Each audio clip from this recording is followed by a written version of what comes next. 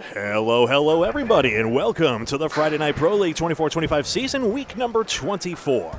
Today, the visitors, Lafayette, that's out of Riverwalk Lanes in Amesbury, Massachusetts, takes on the home bowlers, Central 1, out of Central Park Lanes here in East Boston, Massachusetts. This is Candlepin Bowling Network, and alongside me on the call is Paul Grant. Hello. Hello, Greg. How you doing? He's got the sky bar in his hand. He had Spumoni for the first time the other night. Oh, yeah. You got to have the soft serve is the best. I didn't even know what that cherry pistachio concoction was. Good recommendation. Had it accidentally as a kid. Loved it ever since. I like the soft ones better.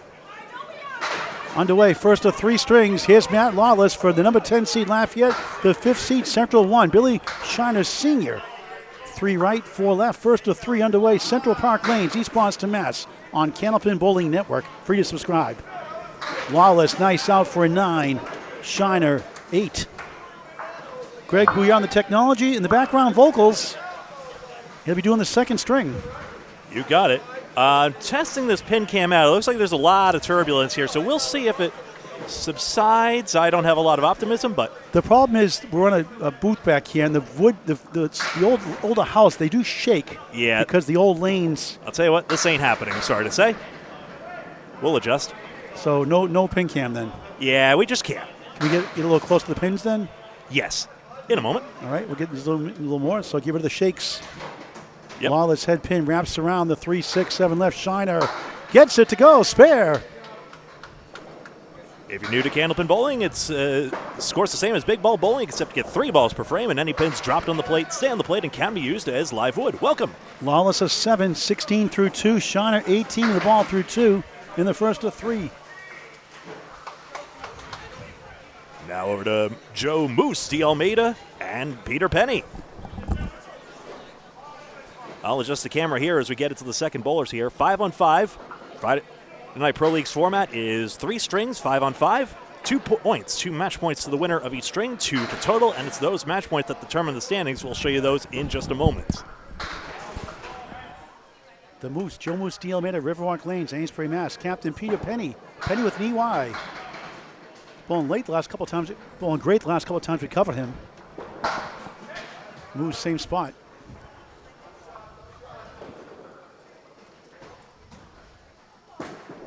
Peter Penney, Oreo cookie time already. Got the cream in the middle, left the wafers on the outside. The good stuff.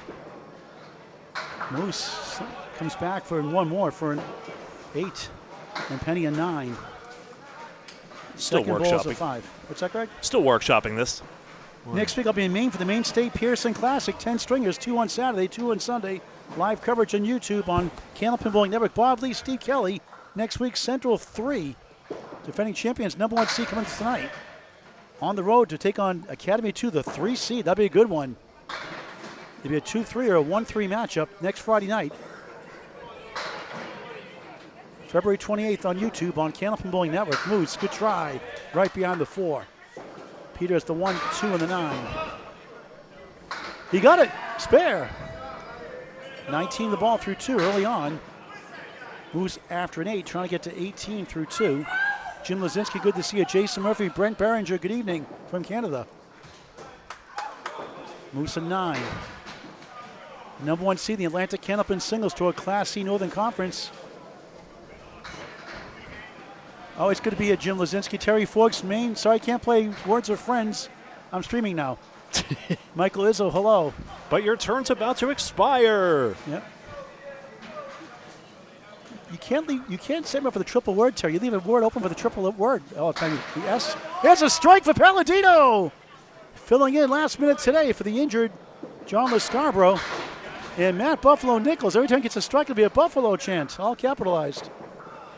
Likes the video games and the casinos. When you win, it says Buffalo out loud. So that's his nickname. He made it up, not me, believe it or not. 6 right, 9 left on lane 15.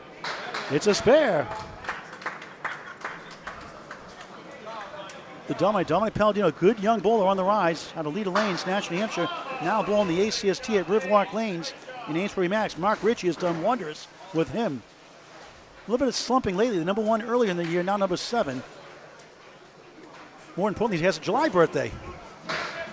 Perfect shot, spread eagle, and the wood stays on somehow. 14 through 1 in the first of 3. Paladino's on that strike, remember? That's right, he's on the strike, that's right. And Nichols on the spare, rather. So he's an 8, 18 through 1, make it. 2 in the 10. Thanks, Greg. Let's look at the right scoreboard. Paladino make it 6 in the strike, 16 through 1. Correction. Nichols, what a shot. He got it. How about that one? Back to back. 28 in the ball through 2. Dominick Paladino an 8. 24 through 2 on Cazenave Bowling Network. Let's pause 8.7 seconds for station ID from Greg Gouillart. I'll defer this while we watch the 2 to end. Oh, that's right. Your replay takes priority. Yeah, I'm so sorry. Important business. That's right. Cazenave Bowling Network is on Facebook and YouTube. Please like and follow on Facebook and subscribe on YouTube so that you're always in the know about our future videos. Thank you. Justin Ives, JT. Twice in the Cazenave for Cancer top 5 roll-ups. The 9-pin, the variety show in Abington, Webster Timber Lanes and Riverwalk Lanes, March 8th. Almost came back to win it. Down big on the last string, 46 down. Cut it close at the end. Both these bowlers have featured in Webster Timber Lane's Candlepins for Cancer ladders. Tim won the ladder a couple seasons ago at his home house. Lucy's Pizza Bar, home of the chocolate chip cookie pizza. A must-have. You tried it, Greg, right? I gave you one, right? Unironically great, and my friends would agree. You've had it before, right? A few times before. It's worth coming back for. 9. That's Lucy's Pizza Bar at Webster Timber Lanes, Abington, Mass. Great owner, and John Pumphrey, the owner and the president of the Mass Bowling Association. Cazenave Bowling Network has the finals March 30th at 10 a.m. at Sunnyside Lanes in Danvers, Mass. Tim Douglas, beautiful ball, set back leave. JT 1-7, right side 6-10 on lane 16. It's 22 lane house. Great shot, almost. Justin from Amesbury, Mass. his whole life. 31 years young. 116 league bowler, 189 high single. Douglas with the wood. Oh, what a try. Missed the 4. Good to go for that right side wood. That left side wood is scarcely helpful. Tim, dramatic win. 2 big spares in the Easter Class a couple of years ago. Takes a 10 as JT gets a 9. Tim averaging around 123 in his leagues. High single 194. My Johnny most raspy voice in the worlds a couple years ago. 194 performance. Headphones help now. Not to project this loud because you feel up that crowd energy. High triple 457, high 5 716 for the Tornado, Tim Douglas. He's at 19 through 2, JT 18 through 2. Here come the next bowlers. Troy Fournier with the 1-3, wiggling 4 left. Captain Chris Cazenave, Kaz, the Kaz man. 1-5-9-10. Threw it away. Troy missed right, 1 on the 4. Anchor ball is up. Kaz, that's a Paul Grant special. Missed the second, make the third for a 10. Troy matches with a 10. A lot of it changed slightly due to some injuries this week. Stephen Bonte with a bad back, out. Troy Fournier cut his finger, I believe, at 3 stitches earlier at Market Basket today in New Hampshire. Lives in Tilton. Been to that Market Basket before, nice place.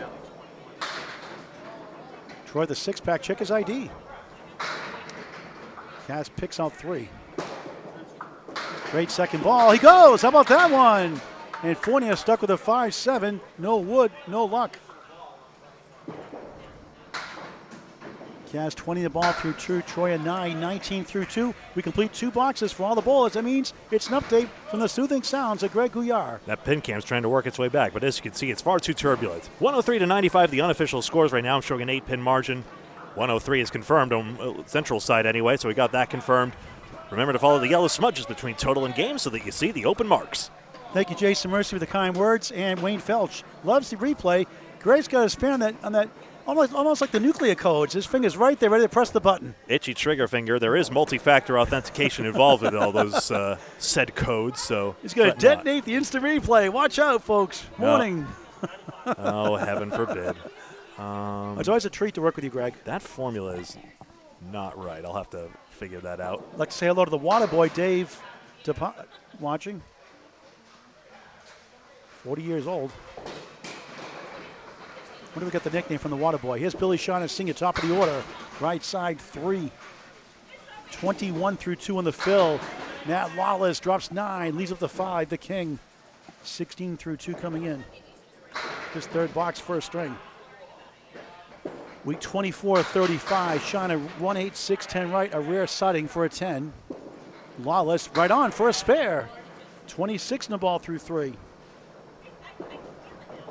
Shiner, nice out, a 9. Significant out, saves half a mark. After all that, at the minimum, 30 through 3 on Canopin Bowling Network. Let me take a quick peek right here at the standings while we get a chance. Central 1 comes in at 5th place. You see that bar under 8th place, which denotes Academy 1. They're on the right side of the playoff picture. In this 24th of 35 weeks in the regular season, Lafayette currently on the wrong side, but with 8 points tonight, they could start working their way up towards Academy 1. And the finals be Sunday in June, right? I believe, or May, June. Thereabouts. Yeah. Then on a Sunday, 3 matches. Oh, bombs away, baby! Strike for Lawless. Crush the pocket on spare. 36 through 3, 46 plus 2 through 4. That's the sense I get watching Lawless's bowling. He's just been getting stronger and stronger as the season goes. Sure, he's the so-called low man on the team right now, but he's always had a conscientiousness for his technique, and it's showing here already in the first 4 boxes. I was unconscious one. I booked a ACST match in the wrong day. It turned out it was the wrong week. Shiner with the wood, missed it. Not happy with that one. It's a Paul Grant shot. Shiner missed the second, 8 the third. Not saying it, 10. Flattered, he's sure. I'm sure he is. He did it for me, 40 through 4. 125, 125. 2 hits for each side. An extra ball, the extra strike for Lafayette Lanes. 1 strike, 1 spare for the lead-up bowler and the 5th bowler. Central 1's the 2 and 3 bowlers, including right now the captain, Peter Penney. 19 the ball through 2. The moose is loose. We have a moose and a buffalo in the house tonight. Moose for Lafayette, Matt Buffalo Nichols for Central 1. Central does get called a zoo at times, but it is one of the wonderful classic houses of East Boston here. 22 lanes, upper and lower floors, and Chuck Vazella, a fantastic owner.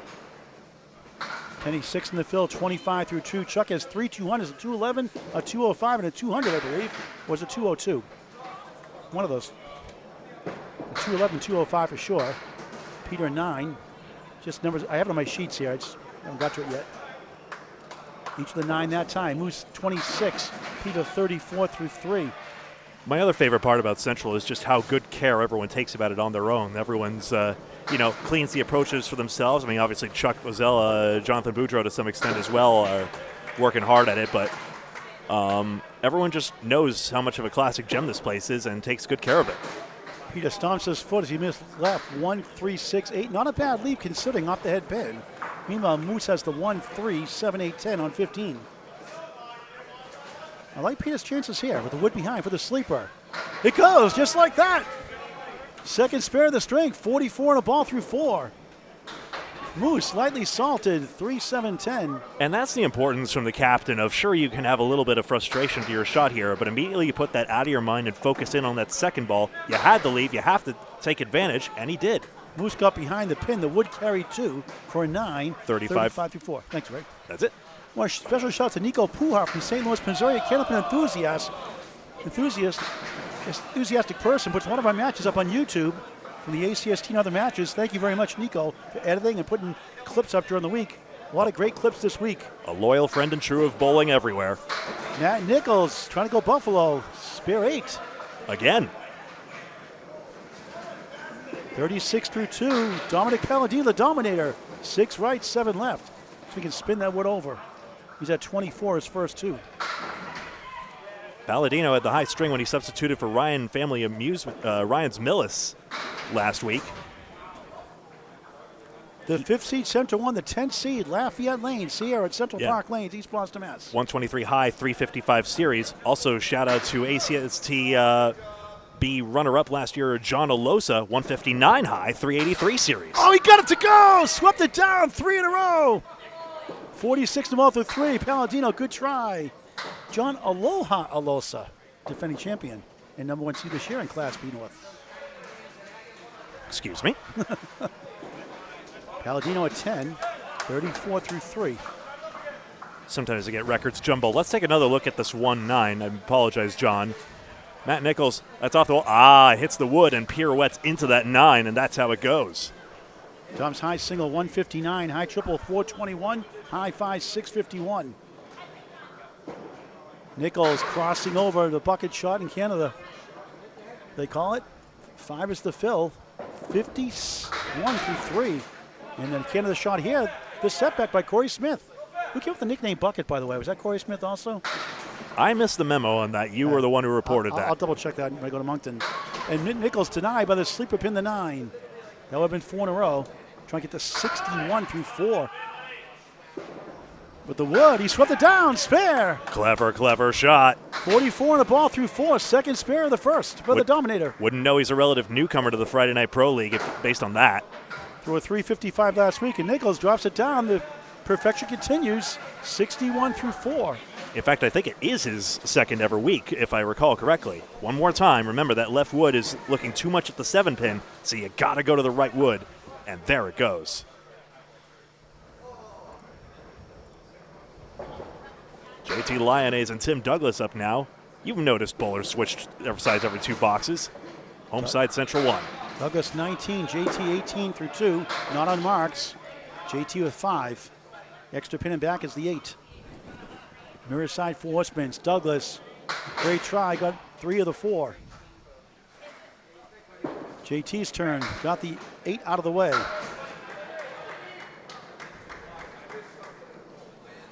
The Tornado, a 10, 29 through 3. JT off to the left for a 6, just 24 through 3 here in the first. And that was a theme we noticed when JT was one of many Keith Beaupre victims during Candlepins for Cancer. He had the potential, just as a little off on some of his shots, and I'd love to see him make that adjustment if it isn't too much trouble, because he's got a lot in the tank, and I'd love to see it tonight. Douglas dominoes 9, leads up to 10. Wood to help. JT crossing over, diamond right. 27% chance to convert. Stats by CBN, Candlepin Bowling Network. Point being, those diamonds are tougher than they look. Douglas gets the spare on the board. 39 of the ball through 4. Could not go in the gutter, just seemed to avoid it seemed like. JT clobbers it for a spare. 9 goes last. His first mark, 34 and a ball through 4. Here come the anchors. A lot of marks up on Lafayette's side. Sure, Central 1 look like they're ahead 24, and they do lead, but it's not by as much because Lafayette has 4 knocks to 2.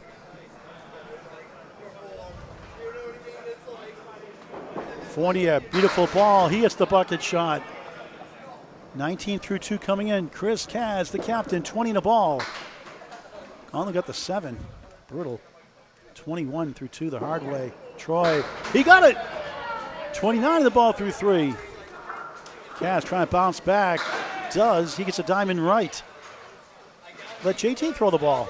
Surprising fill from Cazenave. We saw him a few weeks ago dump 427, his season-high triple. He got 2 of the 4 for an 8. I wish you have a pinch hitter throw 1 ball in the match. There's a pinch hit shot, 1 a match. That'd be great. 29 through 3. Like a celebrity pitch or something? Yeah. Hey, Joe Stella's here. Maybe we could get him to dish one. You can phone a friend in some of these game shows, you know. I would have to throw a ball. Sorry, you're all out of lifelines. You're the contestant on The Price is Right. It's a new car! I used to always say in 8th grade, my theme song in 8th grade graduation book, theme from The Price is Right. Yeah. To play Price in the game woodworking. I hated woodworking. In my project show. My warped pump lamp I made. Parallel time for Kaz. Gets 2. Fournier slips left for a 7. 39 through 4. Kaz gets the 10. 39 through 4. Top of the order update from Greg Gouillart. You're seeing the importance of this third ball here. Pinning is actually 9 in favor of Central 1, which explains quite a bit of their currently 25 pin minus a ball lead you see here. But Matt Lawless, spare strike. And Paladino with a strike to start and a spare most recently. That's how you see 223 to 198 pending confirmation.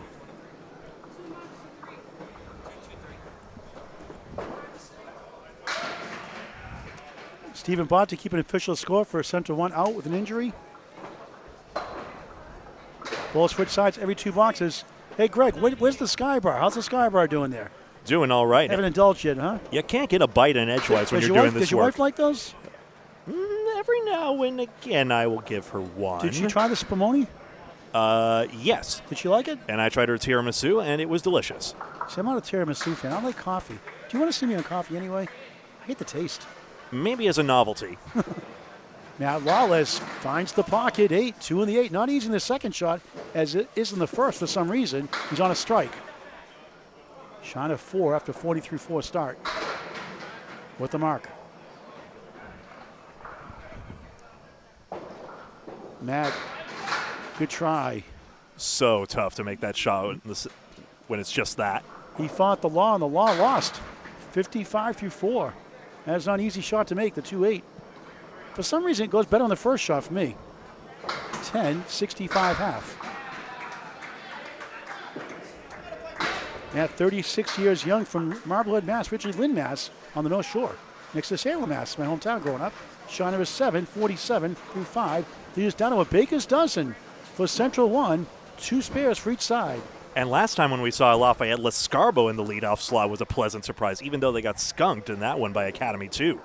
And they bowled great that match with Academy 2. They were close all 3 matches. A tough loss that night for them. Matt with 5. Shiner, nice ball. Splitting 1 and 1. 4 left, 6 right. See if we can spin it over. Matt out of Metro Bowl, Peabody, Mass. Great bid. Can't get to the 2-4-7. Shiner, great try, won't go. Absolutely correct, although Matt Lawless has been on this Lafayette Friday Night Pro League team for some time now. They won it 3 seasons ago. He gets a 9, as does Billy Shiner Sr. Matt 74-6. Billy 56-6. Here come the second bowlers. Yeah, I mentioned Keith Beaupre, a big part of that championship team, but I did not give nearly enough flowers to Pete Crawford Jr., also a championship component. He's the number 1 seed in the Atlantic Candlepin Singles Tour Class A Northern Conference. We'll see him this Tuesday, 5 p.m., Riverwalk Lanes, Amesbury, Mass. On the ACST Facebook page against number 12 seed, Lewis Graffin. You may also recall Crawford dumping a 2-2-7 single string last season. Moves 35-4. Peter Penney, 44 on the ball through 4. The captain on lane 15. On the crossover, sweeps down 9. Maybe 10. The 3 wiggles and wobbles. Won't go.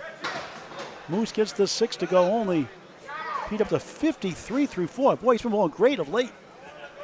For another spare, he missed it, and the wood won't carry it.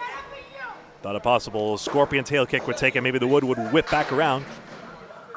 Moose is 6. He's not loose yet. 41 half. Yeah, chance to gain. And Peter gains a 10, 63-5. So the pinning gap is now back to 10 in Central 1's favor. Remember, Lawless picked up 3 against Shiner, but now a 10 box versus 6 swings some pins back for Penney's team. Peter doubles the lead from 13 to 26, just like that. Hello, Numa 963. Good to see you. Moose missed left. 1-3-68 behind left. PP, Peter Penney pounds the head pin and wobbles 2. Boy, unlucky. 4 and 10. Not to get that 4. So we can kick it over. Field goal. Not an easy shot to make, obviously. Moose grabs 2, barely, for an 8. And a 49-6 start. And Penney matches the 8, but he's at 71-6. 22 pin lead in his counterpart. Here in the first of 3 from Central Park Lanes, East Boston, Mass. Chucky's house. So last week was position week coverage. You had 2 broadcasts, a little bit of an impromptu thing, but how good Dave Godwin's been lately. He's been 4 400s in the last 5 weeks. He's been killing it. 400 on the dot last week, along with Jimbo Ayout's 378 and Tim Jalbert's 406. Mr. 235, Dave Godwin. Good to see him back healthy this year. Dominick Paladino, 4 in the fill, 48-4. Buffalo Nichols, diamond left. He has 3 marks. 10 last box, perfect start, 61-4. Paladino, good bid, almost. 3 in the 6. You get that head pin too skinny here, you're going to leave a lot of this stuff that both of them are. Nichols off target there, grabs 2 of the 4, leave it up to 2 right, 4 left. Harsh to say, though, for example, the fact that Paladino had 4 straight head pins is commendable. Dom gets a 10, 58 half. Nichols stays perfect, back-to-back 10, 71-5. That's all the pins knocked down, by the way. 3 spares and 2 10s for Nichols. So Numa's 960. You got to check out Kenneth Bowling. It's a unique sport like no other. It looks easy. It is a tough game. It's a game of skill and challenge like golf. It'll drive you crazy. Sometimes it's the best time of your life. These guys are good, and it drives them crazy. Tom drives 9. Nichols, pocket shot again, rolls back. Says so long, the 5. Breezes, 9 right, 7 left. That's ridiculous. Paladino for a spare. On it. 68 in the ball through 6. Nichols, just missed the 5. Not by much. That could have gone. Just a board to the left. Had the high single in the Sunday Pro League at Exeter Lanes, ex-New Hampshire, 190 a couple of years ago. High triple 448, high 5 705. The Atlantic Candlepin Singles Tour as well. He takes a 9, 80 through 6. Quick update from Greg Gouillart. Spares up, coming up for Lyonnais and Douglas to fill. One more check at that standings. You see it here, 5th place for Central 1, 10th place for Lafayette. JT, 9, leads up to 6. Big spare fill, 43 through 4. Douglas, 2-2 split, 2-4, 6-10 right on his spare, 6, 45 through 4. JT missed it. Douglas from Marshfield, Mass. What a try. Tricky dribble behind the 6-10. JT, a Paul Grant special. Missed the second, make the third. A 10, 53 half. Douglas, 10, 55 through 5. Bob Lee, Steve Kelly next week. Academy 3 hosting Central 3, the number 1 seed. Next Friday night, 7:30 YouTube on Candlepin Bowling Network. JT 3-6 chance. Douglas going left for 5. 1-3-9 back left is the 8. Right corner is the 10. JT missed right again.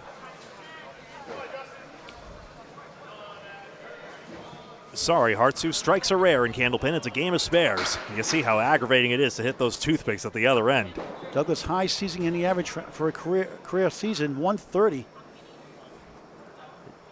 It is a bit of a surprise to see a number of opportunities get away from these bowlers, to be clear, though. That's an excellent 10 for Douglas. JT and 9, 65 for Tim, 62 for JT. Here come the Anchor Bowlers. 5th and 6th box, first string. 2 points a win, 1 for a tie, 2 for total in week 24 of 35. Playoffs to follow later on Candlepin Bowling Network on YouTube this spring. Chris Kaz, the captain Kaz. 1, wiggling 2, 7-8. Early drop into the foul line. Both 39 through 4. Fournier, 1-7-8. Wood behind the 1 to maybe help. Kaz sweeps it down, can't get to number 1. Fournier, what a shot for a spare. 49 of the ball at the halfway point of the first. Kaz, a 10 at 49 without a mark through 5. Update after this next box. Greg on the nuclear codes, the instant replay button. There it is, the 1-7-8. So Wood hits the 8 and then tags into the 7. Kaz, lucky 7, 1-3-7. Troy Fournier out of Butwell's Bowling Center. Combination with the Candlepins for Cancer Roll-Ups. Starting Tuesday, March 4th, Saturday, March 8th, ending March 30th. 5 days, 10 shifts. Kaz got it, spare. 59 the ball through 6. Troy matches, spare. 66 in the ball through 6. Update from Greg Gouillart, top of the order. Here we are. Unofficially, we show it 3-3-8 to 3-1-2. I'd love a confirmation on Lafayette's score, if I may, but we'll see. 3-1-2 is what I think it is. Stephen Body's been very helpfully providing Central 1 score. But here you see 3-1-2 is confirmed over here. We'll see 3-3-8 on the other side. And that's all set. So the scores happen to be official in this case. Remember, 2 match points to the winner of each string, 2 for total. Here are the standings as we have them here. Here's a better look. By the way, Lafayette, you see, is tied with Ryans Millis, but they've taken 14 of 16 against Ryans Millis in their head-to-head matchups. That's why momentarily they're shown ahead here. If there is a tie for 1st or 8th place for league champion or playoffs, then a 1-string roll-off is rolled on playoff day. We had it last year at Riverwalk Lanes last year also, Metro. For Westman Post for Billy Shiner, senior top of the order. Matt Lawless having a fine string. Check mark right, 7 left. Not an easy one. Shiner, great try. Somehow just the 1. ML on lane 15. Got the 5 out of the way. Shiner, object pin grabs 2 somehow for an 8. 64 through 7 at Central Park Lanes, East Boston, Mass. On Candlepin Bowling Network. Lawless a rare 6 today, 80 through 7. And Central One inches up to 28. And the lead has not been very big for either side. Yeah, a couple times now Shiner's had a bit of a punch on the third ball and gotten a bit unlucky there. So we'll see if he could rebound from this. Lafayette has one extra mark in the advantage. 2 spares to 1. Shiner diamond right. Lawless got the pocket, taps the 5, holds up. 2 middle, 4 left in the triangle. Shiner for a spare. No. A lot of times that back pin, this time the 9 goes, the 5 did not. Lawless for a spare. That goes. Shiner a 9. Matt up to 90 and a ball through 8. Billy 73 through 8. One more time, that triangle goes simultaneously for Lawless. You see it there. Boy, John Winchell got robbed. He had 4 triangles in a row in the Campus of Cancer live show. Oh, my goodness. He got robbed. That was that's not a meme Winchell will find terribly funny. But hey, he's the star of a documentary. And Hall of Fame eligible also for the 2027 class. Must be nominated by February 28th, 2027. Information on the ICBA website. Here's a strike for the Moose for the first mark of the match. That was a strange order of pins. Hey, nice shot. The pins act weird funny. That's all I'm saying. Bouncy strike. Penney off course there. He's got a lot of diamonds here today. And the Moose is loose. For the first time. 59 plus 2 through 7. Penney right in the middle for an 8. 79 through 7. And the marks now favor Lafayette again, 2-1. 3-1, excuse me, 3-1. as you see That's the right, I thought obsolete so. scoreboard. 3-1. Crossovers usually leave Kings, but you got that 5-pin whipped out of there at the last moment, and then the corners go. Greg is depressed now. The King fell down on the crossover. 4-7-10. Actually, never mind. Have a pizza sky bar, Greg. Moves for double, 8. 4 in the 7. Would to help, maybe. Why are you telling me eat a Snickers when it's not a Snickers? Sky bar, I said. References. He to try and send it over. Oh, what a try. Gave it a ride. Moose, can he pick it up? He does. Spare on strike. After a sluggish start, 69 through 7, 79 the ball through 8. Peter Penney a 9, 8's a wild, 8, 8, 8, 88 through 8. And the lead is down to 14 with 3 marks to 1, close to a virtual tie here in the first. Both teams took 2 of 8 points in their matches last week. Lafayette, what we observed is that they were in it every step of the way. This really does not look like a 10th place team. Sure, there are things that maybe they can improve upon, and maybe it's those little details that set them back so far in such a professional, high caliber league, but they're not far off at all. Paladino cut the single digits on the mark, does with 6. It's down to 8. 74 through 6. Nichols on the half Worcester. Look at this. A banana split plus the head pin of Jim Dandy. 4 scoops ice cream friendlies versus 3. Dominick right around the 2 and the 4 rather. Friendlies is a local ice cream chain. Really good ice cream. Matt, tough 5, brutal. And things are going Lafayette's way all of a sudden. 85 through 7. Dominick gains 1 more with a 9. On the object pin, 83 through 7. It's down to 4 for Central 1. And Lafayette has the virtual lead.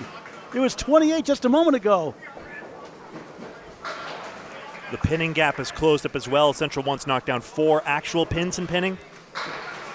That's part of it. Nichols check mark right, looking for his first Buffalo strike. Paladino, last minute replacement tonight. He goes 3-9 right. What a great sport for any age. Get the word out. School vacation week. Nichols, got robbed in the 5. 1 in 5 chance for Dominick. Paladino, 2 full.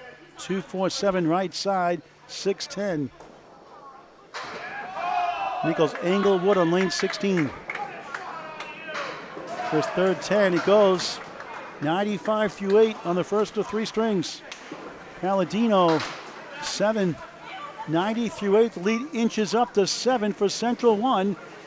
2 spares, 1 for Lafayette. Fighting for the first 2 points. Points Lafayette needs. So essentially that 1 mark lead that Lafayette has been negated by the 7 pins Central 1 already has up. So really it's a virtual tie now. Glenn Gill, we can't say Buffalo until he gets a strike. None yet.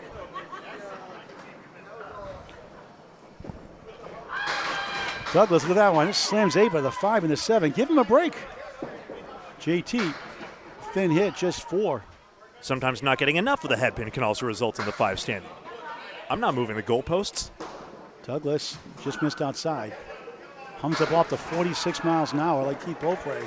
JT, good bid, won't go. 3-4 on the left, 7, correction, 3-4 and 10. Douglas a 9, 3-4-10 for JT.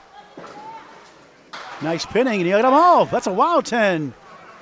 10s don't get enough excitement. That wins a lot of matches. But it does get this replay, why not?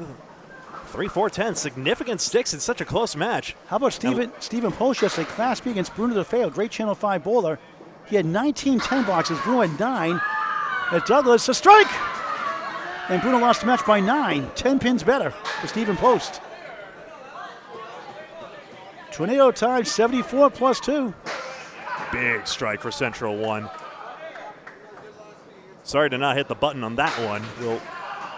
We're already coming out of another replay. Hey, big favor, folks, if you don't mind hitting the like button, if you're logged into YouTube or Facebook, by hitting that thumbs up button, really helps out, helps people see what's going on and see the video. Really appreciate it. Great to see Wayne Petty from Michigan watching again. Yeah. I don't know why JT broke his rhythm there. An 8, still with the ball to go. Yeah, that was off target there. He just took a while before delivering that, and I'm wondering. He waiting for a ball to return. I couldn't see it. Yep. The trees in front of us, the people, 80-8. Lead is 8 now for Central 1. They gain a few pins back there. And here come the ankle bowlers, both on spares. 66 for Troy on the right. Chris, 59 on the left. Yeah, I think JT got disturbed by something. I'm not sure what it was, whether it was an ill-timed distraction. There's a strike on spare. Wow! Kaz, 9, wiggle the 5. Come on down. Not having it. 68 through 6. Troy, 76 through 6. 86 plus 2 through 7. Thunderous strike. Kaz knocks it down. Wayne, I have no idea how to pronounce that word, and I'm afraid to. But can you say strike when you see that hammer from Fournier? 78 and ball through 7. Both on marks again. One of Boutwell's most rapidly improving bowlers. Troy, only 3 on a strike. Kaz on a spare. Goes left, comes back for 5, maybe 6. 1, 3, 6, the 5 behind the 1. 84 through 7. Troy's second ball on the strike. It's a 7 fill. 93 through 7, up to 10. Kaz, got it, spare! 3 in a row. Troy a 7, and Kaz 94 on a ball through 8. Troy 100 through 8. And here comes Lafayette Lanes. We'll get a look at the scores in just a moment here. Seeing that 4-pinner go. 7 pins. Minus a mark. It is a virtual tie right here. I show it 4-4-0 to 4-3-3. We'll confirm the scores in just a moment. For Chris Cazenave, 4 marks, including marks in the last 3. And for Troy Fournier, 4 marks. So it's the anchors. What was that? All right, scores are confirmed as you see it, folks. So Lafayette and Central 1 in a virtual tie for these first 2 match points. If it's a tie, we just split the points simply. That's why they give out an even number. And then no intermission between strings. We just plunge right on into it. Final 2 boxes reach the bowlers. 2 strings after this. This ain't 4 nations. You don't have to wait for an eternity for commercials. Good match, though. And no fights. Lawless, only 3 that time. He's at 93 coming in. Billy Shine Senior 73 through 8. There's a nice ball, but splitting 4 left, 6-10 right. Lawless on a spare. I beg your pardon. You see it there. Okay, sorry. So 93 through 8. And almost got that one to go. 6 and a 10 survive. Boy, got tangled. Good try by Billy Shine. The ball rolls right in front of the 4. 4? Didn't give him a 1. No 4 warning. No 4 warning. Get it? 4-pin warning. Ah. Boom, boom, boom. Wow. You really do love The Price is Right. It's my 8th grade theme song. It's a new car. 1 pin extra for Lawless. Well, if they end up 1 away on this one, that pin might matter. 3-pin lead for Central 1. 2 marks to 1. 2 spares for Lafayette. A strike for Central 1. Who will get the first 2 points? Or they split for 1. Lawless, diamond right again. basically be half off if you did that. I'll stop now. Billy going left for 6. 4 horsemen right. It's a 36% chance. Stats by Candlepin Bowling Network without wood for Class A bowlers. Thanks, Bob Lee. Well, you do the Bob Lee voice better than me. Shiner just off target on the head pin. Batted 9. Big pins coming up here for Shiner. Missed for an 8. Leads 2 for Central 1. All right, so Paul, are you seeing this? The lead's narrowing here. Now Lafayette's about to go ahead here, okay? You got the extra mark? Thank you, Greg Gouillart, doing Bob Lee, executive producer at Candlepin Bowling Network. What a great job he does. He works so hard, and I know it's killing him, the move, and trying to get back into the rhythm of things, but we've seen him do more and more matches, and there's a lot going on as well for him as well. It's a tough part of his life as well, and hopefully all continues to be well. Wife going through cancer treatments. Hope she's doing okay. Yeah. Moves 4 and 2. Peter Penney on the crossover. 3 middle, 5 left, 6 right. That's Moose right. was on a spare. 4. Great shot. Will it go? The 9 won't cooperate. You were hit. Goodness. I didn't feel that. The pins sure do with these guys. Peter missed right. 3 right, 5 left. Tight battle here in East Boston. Moose, 10. 93 through 9. Penney a 9. 97 through 9. Bit of a slower delivery than I was accustomed to here. Let's see why this 4 and 2 didn't go here.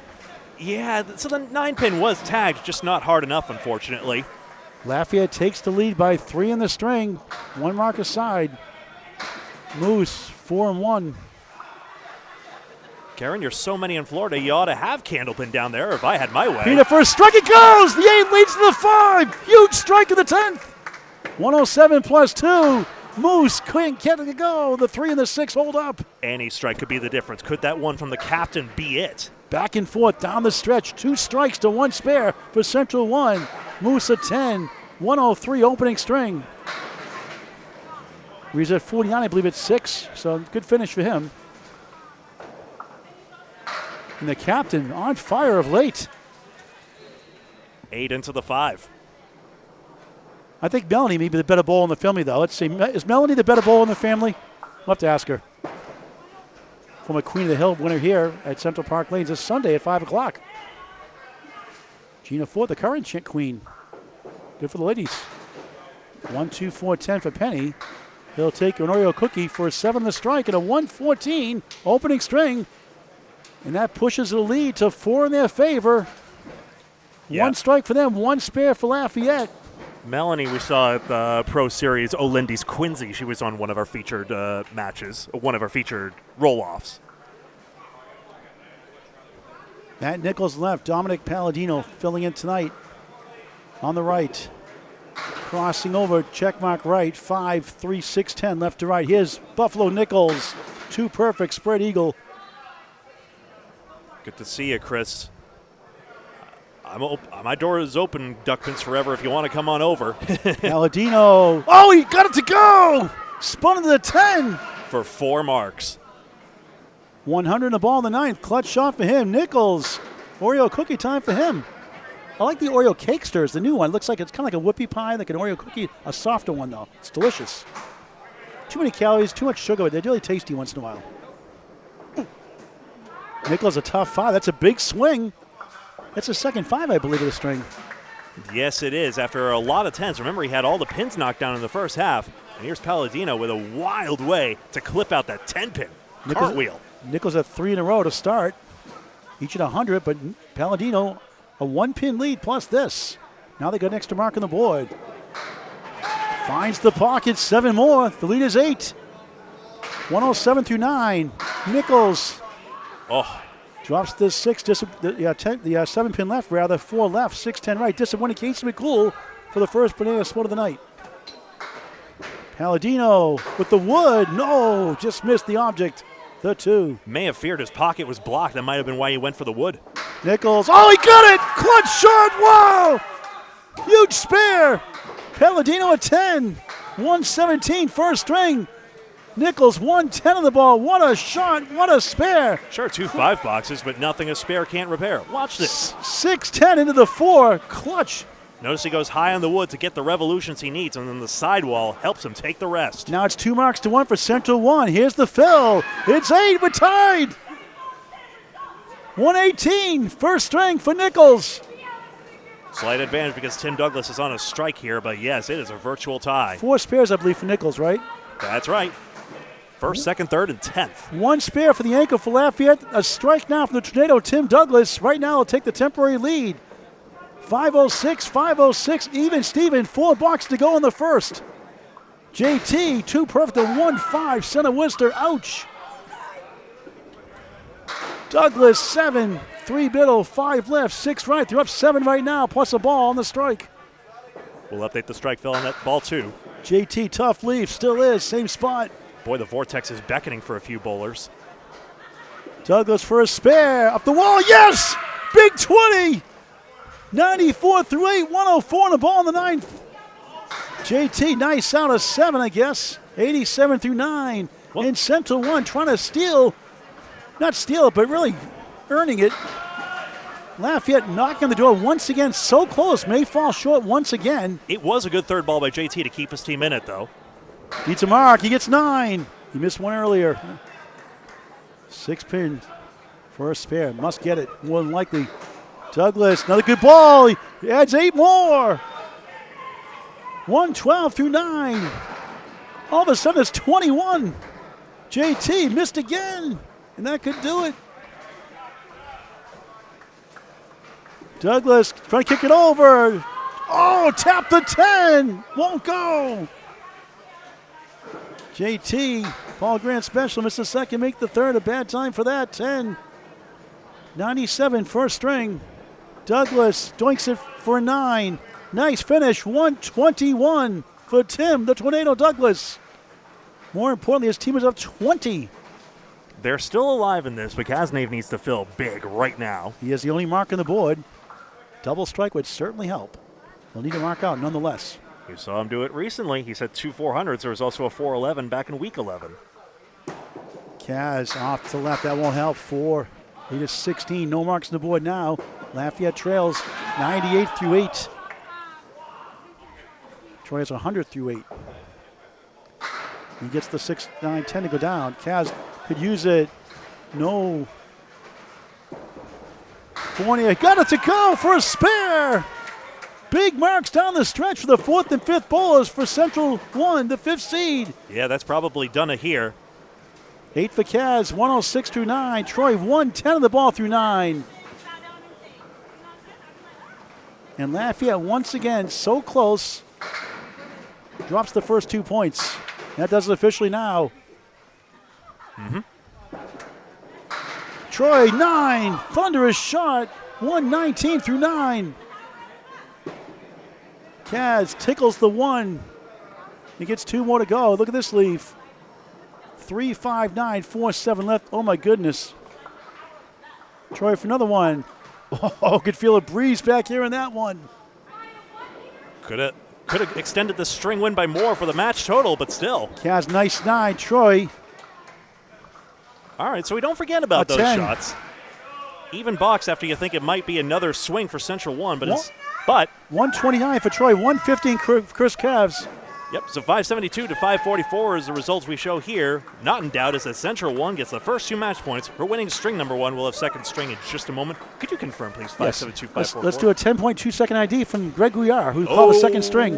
Okay. Hi, I'm Greg Gouillart. This is Candlepin Bowling Network. You're watching us on Facebook and YouTube, the Friday Night Pro League, every week. And this is week 24 of 35. Here we are at Central Park Lanes in East Boston, Mass. Have to specify location with your legal IDs. I'm good at this. 572 to 544, the result from string number 1. We plunge right into it as I copy the scores over here and we get set for string number 2. It starts right now. 572 to, how does that say 524? Is it 524? We'll have to check in here. Second ball, Shiner. Just a 1-2-4 to 9 gets left behind. Oops. Lawless with that ridiculous almost W leave there. Shiner at 10 and parallel pins for Lawless.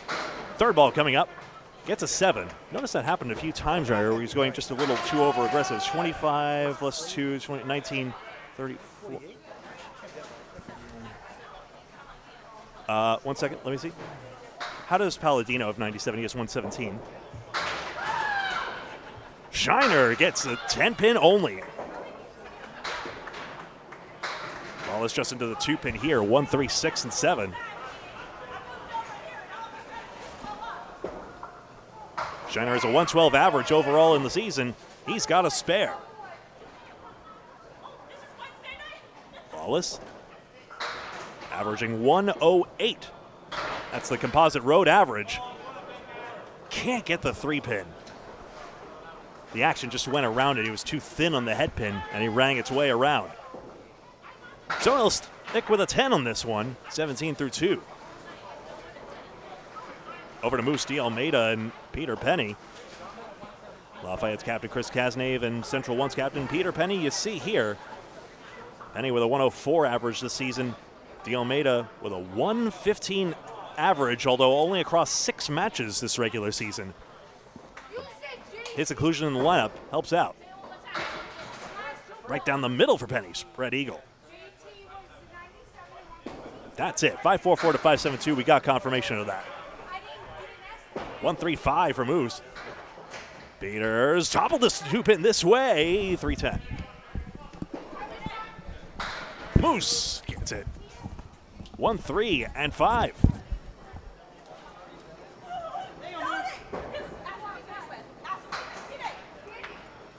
Penney will stick with 8.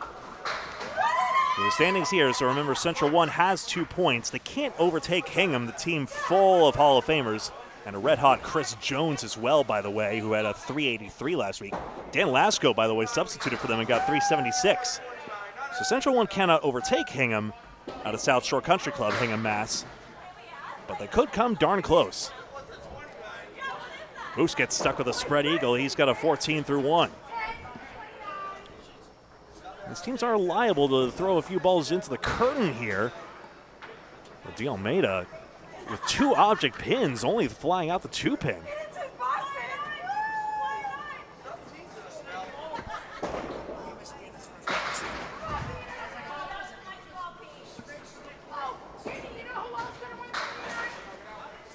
Having a chat here, still confirming the scores. 8 bucks apiece. Thank you for bearing with me, folks. Now over to Dominick Paladino. Highest scorer on Ryan Family Amusements, Millis. Ryan's Millis, they call themselves. And Matt Nichols. He and Tim Douglas are involved in quite a heat, both. Although Matt typically bowls out of Webster Timberlanes Abington, he does his ACST bowling in Westgate. At Westgate. Brockton, Mass. South Shore. 62 lanes worth, 50 of them 10 pin and a dozen candle pin. 4 horsemen doesn't go. Paladino's got the 410. We've seen him make some good wood shots already. 4 spare, 117 first. His try just on the red line. That's not going to spin it nearly enough. It's the blue line out here in East Boston.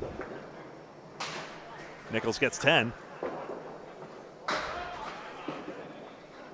Paladino has 8 on this one. Didn't gather a stick either time. Got an update here, Greg. Central 3, the number 1 seed, 1 ahead of Exeter after being swept last week. Wins the first over Academy 3. Academy 3, the 7th seed. Central Park 3, 615. Academy 3, 589. 26 pin lead. Justin Waters, Waters World led Central 3 with a 136. Nick Leach's teammate, 135. The Rockhead Woodside for Academy 3 led all scorers with a 145 opening string. Back to Greg. That's what I get for my inventive camera work here. That's better. Second ball again away for Nichols. This could become a pinning duel in that last match, though. Central One really ran away with it with those 2 extra spares and better count. Paladino's been all over his head pin throughout the first string and the first 2 boxes of this one. Gains 3 pins immediately, 9-6. Nichols had 2 5s in the first, now a 6 here in the second box, second string. Sure, Central Park Lanes is a tough house, but you don't do yourself any favors when you're leaving sticks on the plate. Those can come back to bite you. Lafayette up 4 in the string, down 24 in the match in the second string of 3. Week 24-35, the Friday Night Pro League game of the week on Candlepin Bowling Network. Free to subscribe. Back to Greg. The one caveat is it probably wouldn't have made much of a difference in string 1. Tim Douglas, 5-pin. Lyonnais, 6 into the 9, 2, 4, 7, and 10. With just the side there, Douglas hits it and gets it. Didn't quite hit the pin direct, but it's still a spare all the same. JT, just the 2-4, pops straight back.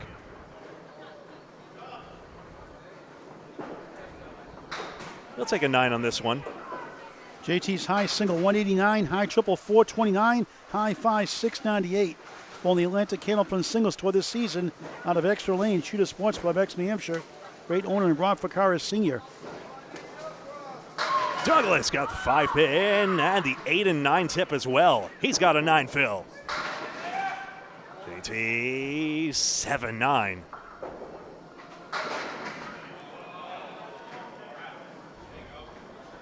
So back-to-back splits. That's not a familiar feeling for JT. He's usually had some opportunities, some that have gotten away. Tim Douglas back-to-back. Just a 1 pin there for Lyonnais.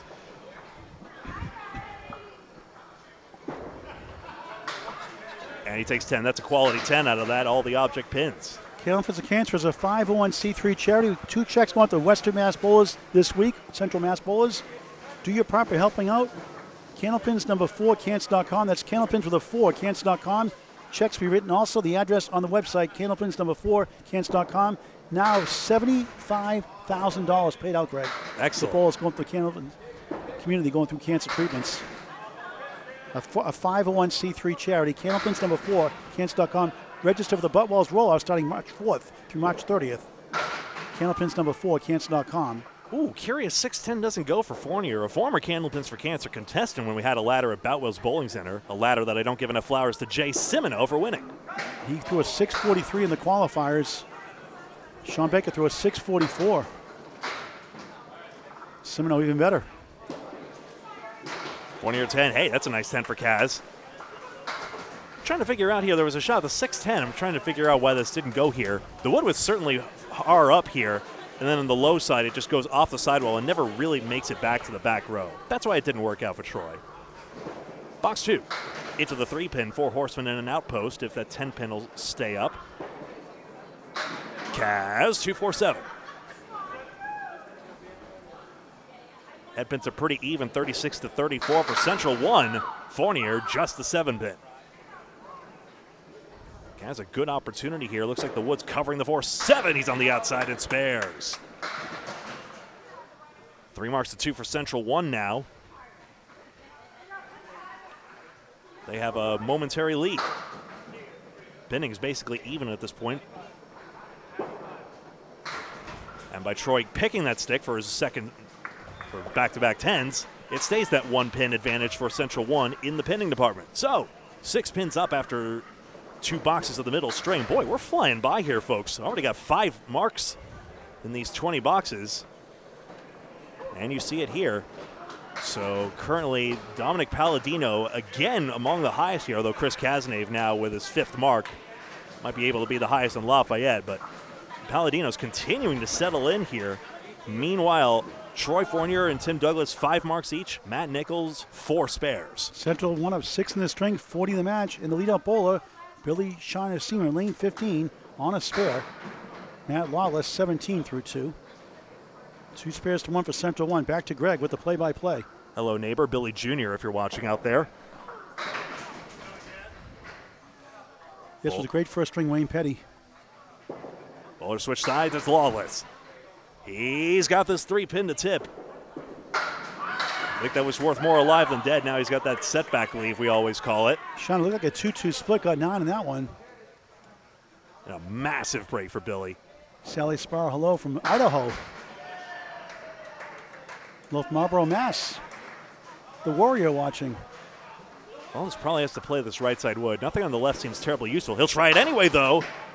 Got the 10-pin to tip this way. Ball's still there. Hit the 5, won't fall. goodness, everything's everywhere. The yard sale is going out this way as well, and somebody's going to have to go get that ball. Finally, some respite. As long as that ball is on the plate, somebody has to retrieve it. So we'll take another look at the standings here. Remember, it was position week, so 1 played 2, 3 played 4, which actually still holds true with these standings here. Exeter was 8-0 against Central 3. Well, I mentioned Lafayette and Central 1 got 2 points. Academy took 6 last week at Hingham. That 3-4 Yep, Academy 2 took 6 over Hingham. Academy 3 swept Academy 1 8-0. And Central 2 Ryan's Millis 4-4. But look at Academy 2. They're only 11 behind second and 12 behind first all of a sudden. I think Dave Godwin being healthy and blowing tremendously of late. It has a big to difference. I mean, all those 400s, I didn't check the exact number, but it's a growing number. 5-6. It's the third ball. That'll be an 8 box. And 10 box for Shiner Sr. That's 3 perfect boxes for Shiner. Both the bowlers have 8 head pins, in fact. That's what happened. So, taking a look here, 17 pins up for Central 1. Lawless in box number 4. It's a parallel pins, a diamond, in fact. And look, he's got the same thing, but this time, instead of the naked 2-8, which he had earlier, he's got the 3-9 with wood in the middle, 2 pieces, in fact. This gives him more of a chance. His try on lane 16. Just too far to the right. The wood's not going to come back for it. Billy just off the head pin. Lafayette's an interesting case. They wear sort of a salmon pink when they're home at Riverwalk Lanes in Amesbury and wear orange on the road. How come Chris Sammons is on the team then? It's a mystery, that. Class E bowler, North. Number 3 seed. Lawless +2 on Shiner. Thank you, Chris, for the kind words. Greg Gouillart, class act, true gentleman. Good tandem here with Greg. Always a treat to work with him. Pleasure likewise. A lot of fun at the Pro Series as well. Justin Waters and Danny Harris. What a great story that was. First Pro Series title last weekend. 29 down at the half and won it. Taking down the doubles KO title at Leda Lanes. Joe Moose DeAlmeida takes out 3 pins first ball. Penney got a skinny piece of that head pin. Skinny jeans, as a certain commentator would say. Moose made up his own nickname, and I asked him, why did you pick the name Moose? He said, take a look at me. True story. Yeah, sure. He's a funny guy.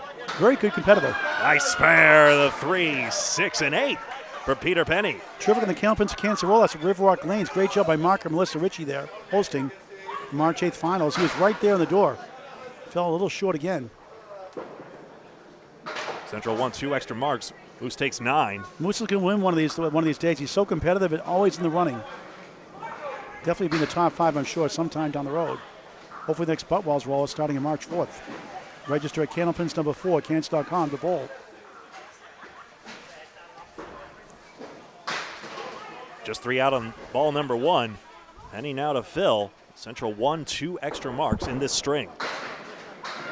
Just short of the head pin. I think the ball tailed away on him at the last moment. And you see the visible frustration. Moose digging into the layers here, 5-9. Penney, head pin, that's off the wall, 7 pins. Not going to come anywhere near it, unfortunately. But a chance to gain a couple as the wood betrays Moose. DeAlmeida 39 through 4. Penney gets 10. Top 8 make the playoffs, Greg. Riverwalk Lanes, the 9th seed, 3 behind. Number 8, Academy 1. Lafayette still in the hunt. They're 15 behind, the 8th spot coming in. So there's still plenty of time left in this 24th match of 35. Greg. For a complete look at the standings far beyond what we're just telling you, check out our friends at Alley Chat. That's ALLEY chat.net, not .com, alleychat.net. Weekly audio recaps and the original spreadsheets, courtesy of Kyle Bruce. No Buffalo champ for Nichols, denied by the 8, disappointing his buddy Glenn Gill. Alas, Don Paladino with the 7-10. Paladino's try on the right side of the wood. Maybe wanted to play at the junction there to give the middle wood a chance to play. Nichols spares. First one of the string, 5th of this match. And Dom's got 10. Going up the ladder, 8, 9, 10. You can follow the Atlantic Candlepin Singles Tour all season long on the ACST Facebook page. A lot of them are rebroadcast on YouTube on Candlepin Bowling Network. Over 1,745 videos now. Over 4,100 subscribers. Please subscribe to Candlepin Bowling Network on YouTube in high definition. Like and follow us on Facebook as well. Hit the bell icon after you subscribe. Get notified when we go live. Never, ever, ever miss a ball. Greg. Nichols fills 6 on this spare fill. Candlepin Bowling Network has the best of the best and the best of the future best. Case in point, Dominick Paladino. Something for everyone. Case in point, John Alosa. Both of them now comfortable in the Friday Night Pro League, I would say, even though Paladino's still a newbie. Just head pin for Nichols. He'll leave the back rows, 7, 9, 10. So Dominick, even though he hasn't gotten the head pin either time, has a chance to pick a stick. Challenge Nichols. He'll take 9. He's got much better. He really struggled on single pins the last couple of years. Mark Rich has done wonders at Riverwalk Lanes, Amesbury, Mass. He's doing much better this year on single pins. It's not that time. To be fair, who doesn't Mark Ritchie do wonders for? Owner of Riverwalk Lanes, said lanes where Lafayette bowls out of. That's the former name, Lafayette into Riverwalk. Great teacher of the game. Great at ball repair as well. Yeah, repair. Mom, we could do a raffle for my 2.6 Paramount bowling balls for Candlepin Cancer fundraiser at an auction. Paul Grant special bowling balls. Oh, that's a big-time hammer. Tim Douglas, strike on spare. Marks in the first 3 for Timmy.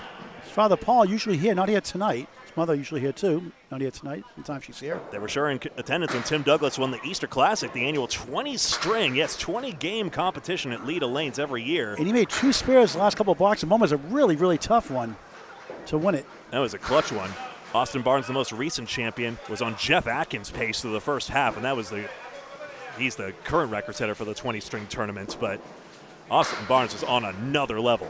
The Academy 2 bowler. 203 third string. 4 horsemen right. Lyonnais, triangle 2 for Timmy. If that wood sits nice, is it covering the 5? Can he make it work anyway? JT got on his headpin spare. Good to get on the board. He'd been struggling a bit here, but now he's got that mark. Timmy, oh, it was too far up. Oh, dear. 5 pin left behind. The fill is 9. So Douglas takes 10. It is great 10, 68 through 4. Remember, the gentlemen are looking for scores in the 110s or 120s. That's pro tier. Beyond that is extraordinary. Leads up to 52 in the string, 80 the match for the 5th seed. Central 1 in their home house. They're down 2 spares to none for the 4th and 5th bowlers for Lafayette, the 10th seed. Yep, they've got a couple of spares, but again, Central 1 is gaining 8 pins and pinning. That's for a start. Cazenave, the fill is 9. Troy Fournier, he's got it's a strike. It fell down last minute. Throw the flag, delay a game. Strike on spare. 30 through 3, 40 through 2. 40 plus 2 through 3. How about that? Yeah, everybody's a budding NFL referee thanks to you. Oh, the triangle betrays Fournier, too, and he rings around the 4 pin. That's why it doesn't go for him. 10. And Lafayette had the lead late in the first, going the last 2 boxes or so, 3 pins, and Central Line poured it on for a 28-pin win in the first. 572 to 544. By the way, Tim Douglas has only left 3 pins standing. Cazenave only 5. And Fournier's pinning pretty well also. 7 pins left standing and 8 markless frames. He crosses over this time. 10 pin falls! Double strike, Chris Cazenave. We've seen it again here on Candlepin Bowling Network. Not the most explosive strikes, but they count. 60 plus bonus balls through 4. Here comes Lafayette. Sounds like the Three Stooges episode. Here comes Lafayette. Here I come. Greg's like, what are you talking about? My friend George Gagne in Salem. Shout out to my friends at New York Bagel Company. Thanks for playing Three Stooges while I wait for my hot coffee. Another 10. That's 4 10 boxes for Fournier in the string. Let's take a look-see. So, 32 pins up for Central 1. But again, Lafayette is giving Lafayette fans reason to believe here. Effectively 3 marks here for Lyonnais, Cazenave, and Cazenave. And what a time for the bottom 2 to show up here, because Douglas and Fournier, we know they're powerhouses for Central 1, because Central 1 has taken 14 of 16 points overall in the season from the guys in orange or salmon, depending on the day. But maybe, just maybe, today might be different if this double strike turns the tide. Do you like salmon? Delicious. See, I get the bones now. I like Tuna fish is good. My wife Aaliyah and I have a penchant for poke bowls, which is like edamame, rice, and salmon. Delicious, and she is so good at making it. Love you, baby. Shiner Sr., strike! He was halfway turned around. He knew that was gone. Lawless, 4-7. And Wood sits right there. So again, Lafayette matching their opponents step by step. Inch by inch like Niagara Falls in the Three Stooges. But the Wood betrays him. Spins away and the 4-pin flutters out to the right. Son of a gun, it turned out to be a roadblock. It's 10. I'm curious to diagnose what exactly happened there. Matt's high single is 172, high triple 428, high 5 614. 116 is career high for a season. The Wood was too far up and the red line was looking too much at the 4, not enough at the 7. Bit of an optical illusion. Shiner wants a double of his own, obviously. 2, 4, 5, 10. Matt's cap on this 5-pin. He's gotten that 5-pin to tip. Shiner, 2, 4, 5, and 10. Is the Wood really looking at the 10? Does it matter? He's got sticks on the strike. He does not have the 4-pin. Lawless, nope, needed to be on the 6-pin for that one. Shiner takes 10. Billy's high single 181, high triple 402, high 5 638. Lawless takes 9, 54 through 6. Billy just 39 years young. Very good bowler still. Quick update from Greg Gouillart. 42 pins up now for Central 1 as Penney and DeAlmeida get up. Chris Cazenave, I hadn't mentioned his average, 121 through the season. That's tops of anyone in this match tonight. Penney, 6, 7, 9, 10. Moose only takes 1 on the first ball.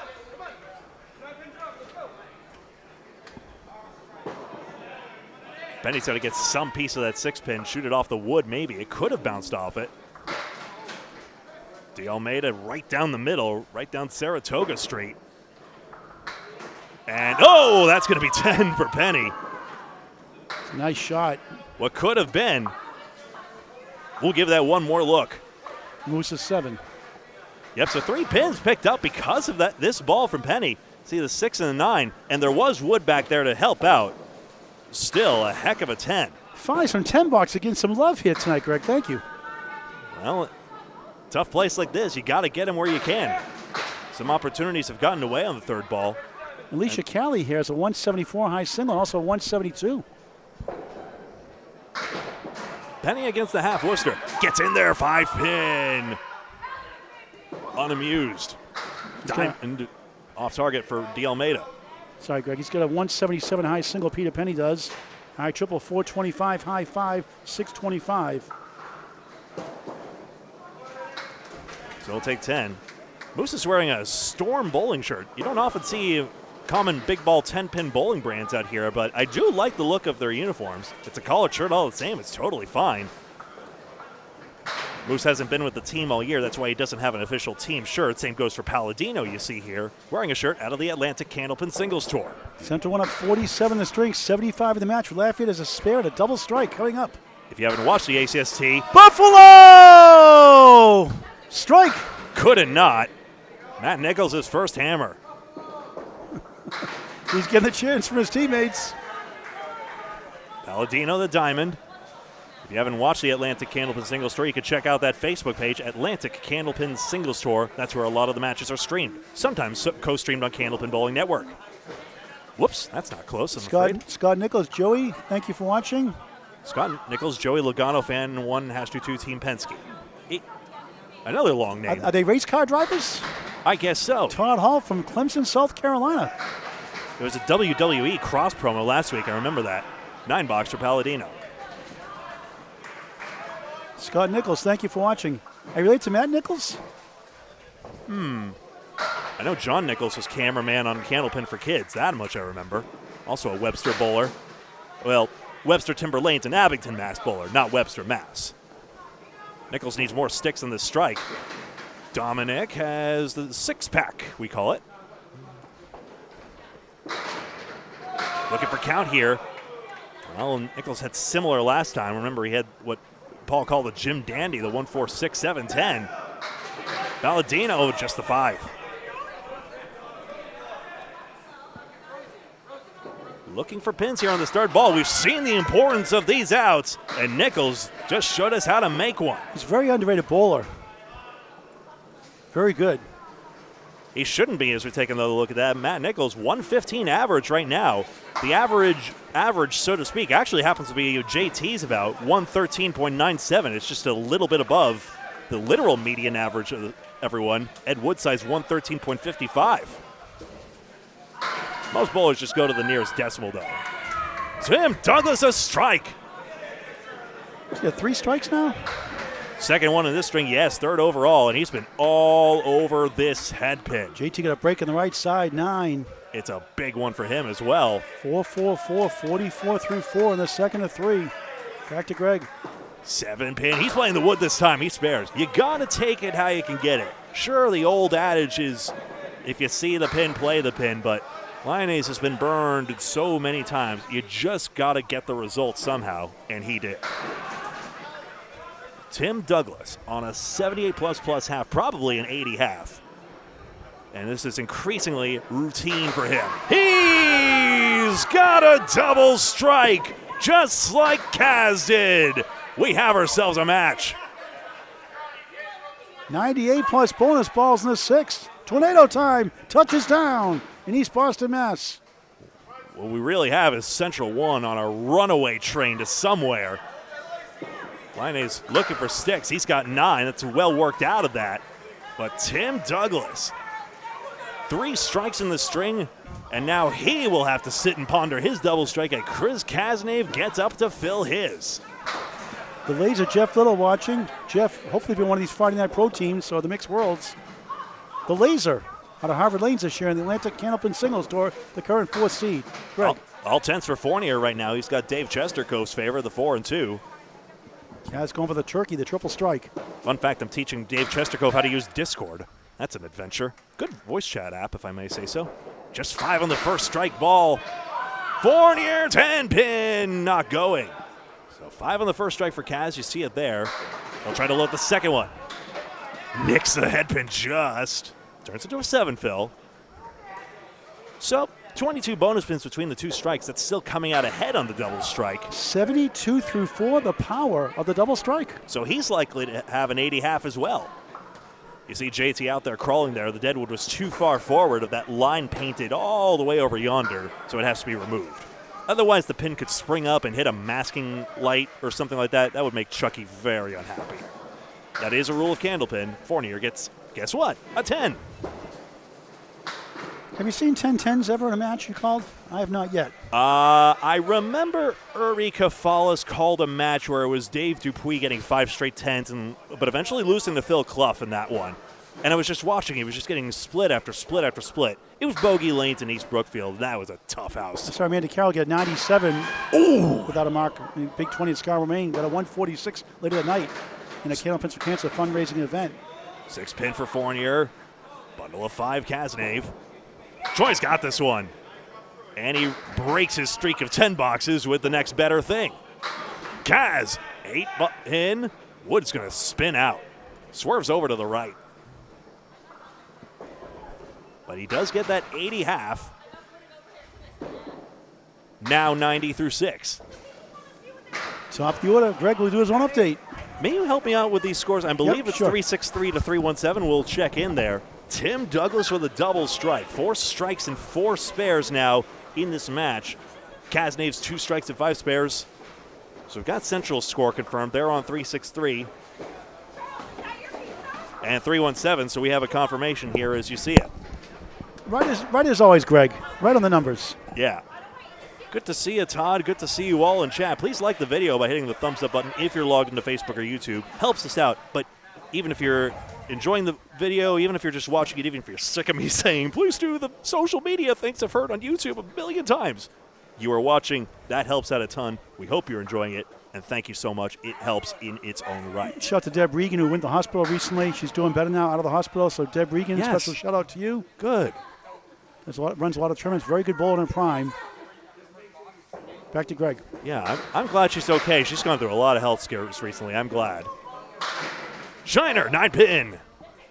Tips over, 7-pin stands. Lafayette, no marks on the board. A spare and double strike for Central 1. Lawless is looking for this. He's got a little thin on the head pin this time. Shiner, oh no! The wood spun away. He was too far on the right side of it. And around it goes. Diamond nicely collected by Lawless. He'll actually pick a stick in the process. I want to see you do oh no like Mr. Bill's voice. I have no idea what that is. Mr. Bill, the cartoon character? Oh no! Yeah. Well, I'm dating myself. He's on Saturday Night Live too. Years ago. Haven't watched that 50th anniversary thing yet. Not sure if it's worth my while. No, it's not a good show anymore. How long it's existed. Lawless 310. He has a chance here. 45 pins the margin in this string. Lafayette's got to start working here. Oh, just on the object pin. 1, 5, 6, and 10. Central Park 1 played Metro 2 weeks ago, swept him. Last week, Metro returned the favor twice here at East Boston, took 6-2 in position round last week. 10 and a 9.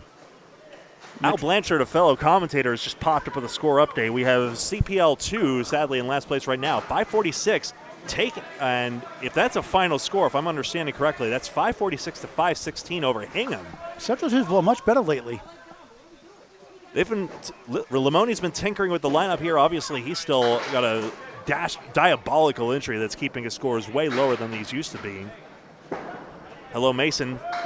Is that pronounced Lima or Lima? Lima beans? Like Lima, Ohio. Lima, Ohio. I think it's Lima. You think if I'd watched enough Cash Explosion shows, I would have known the Ohio town pronunciations. Moose gets only the 3 pins on the right side. Penney. Oh, 5-pin gets hit. Now, a question for you. Hold on a second. I'll hit this box.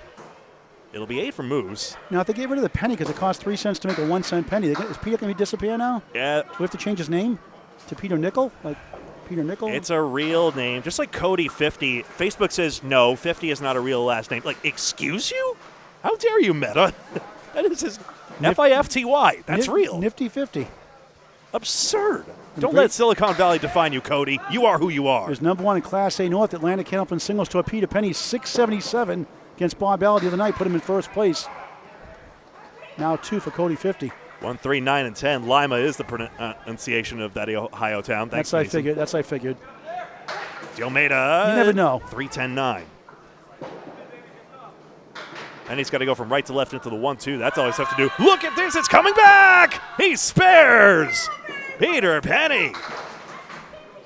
And Central 1 continues to pile on as everything's coming up Millhouse. Look at this one.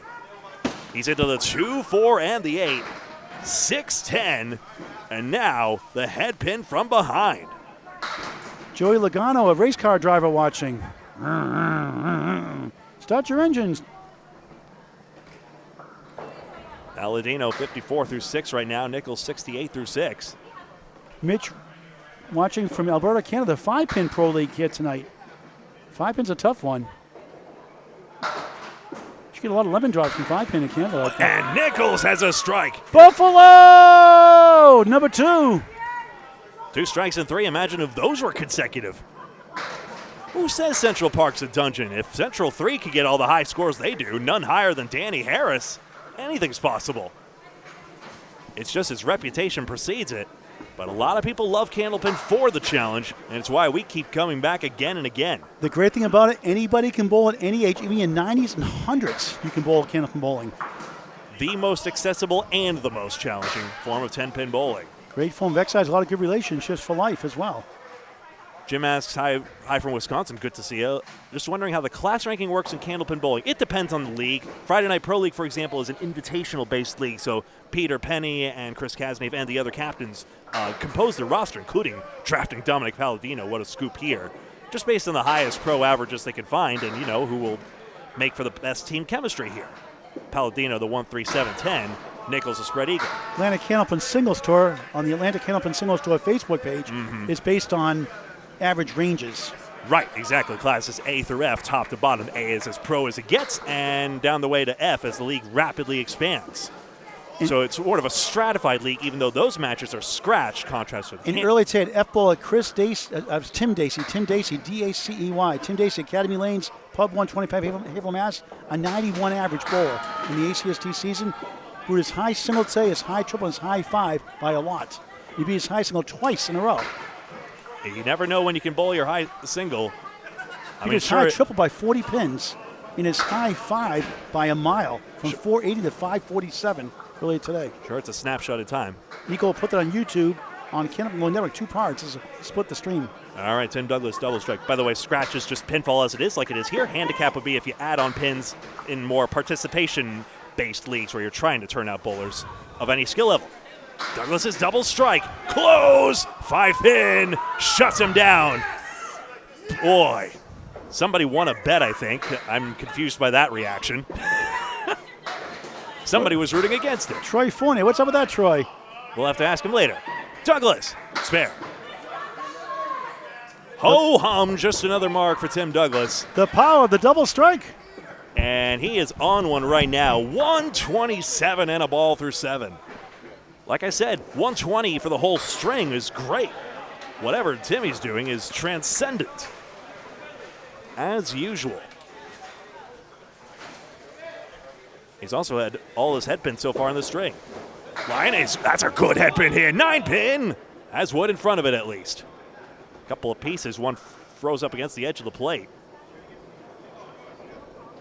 And now a big moment as Tim tries to build on this. He's got his head pin! 8-pin falls, the fill is high.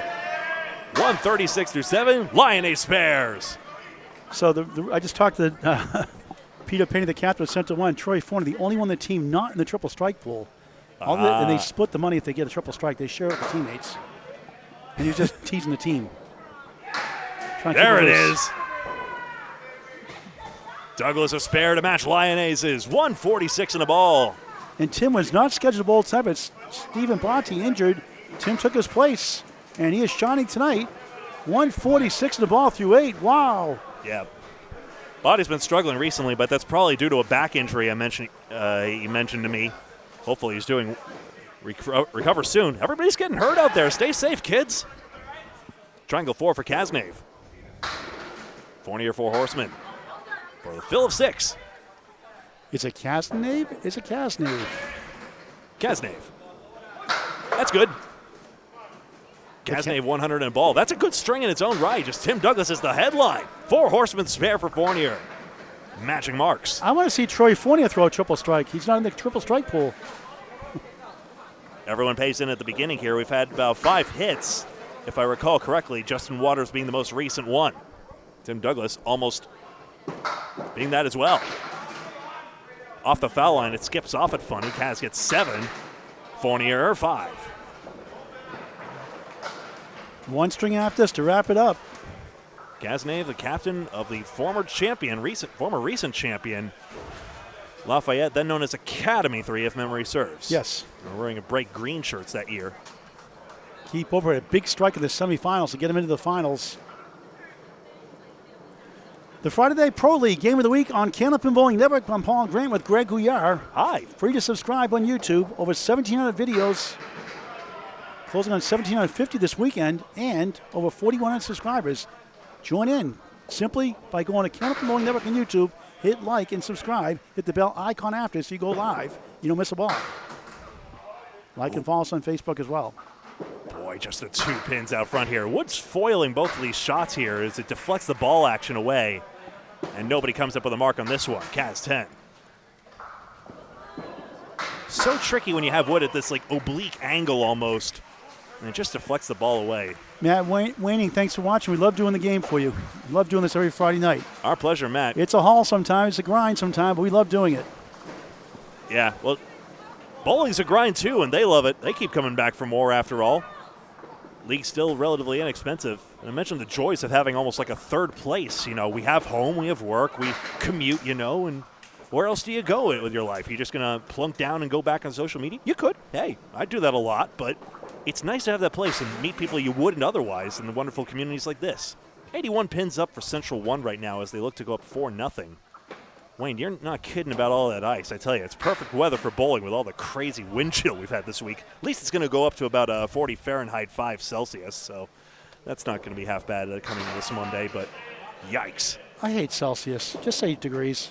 It's also raining pavements in this Prudential Tunnel, but thankfully my commute avoided that.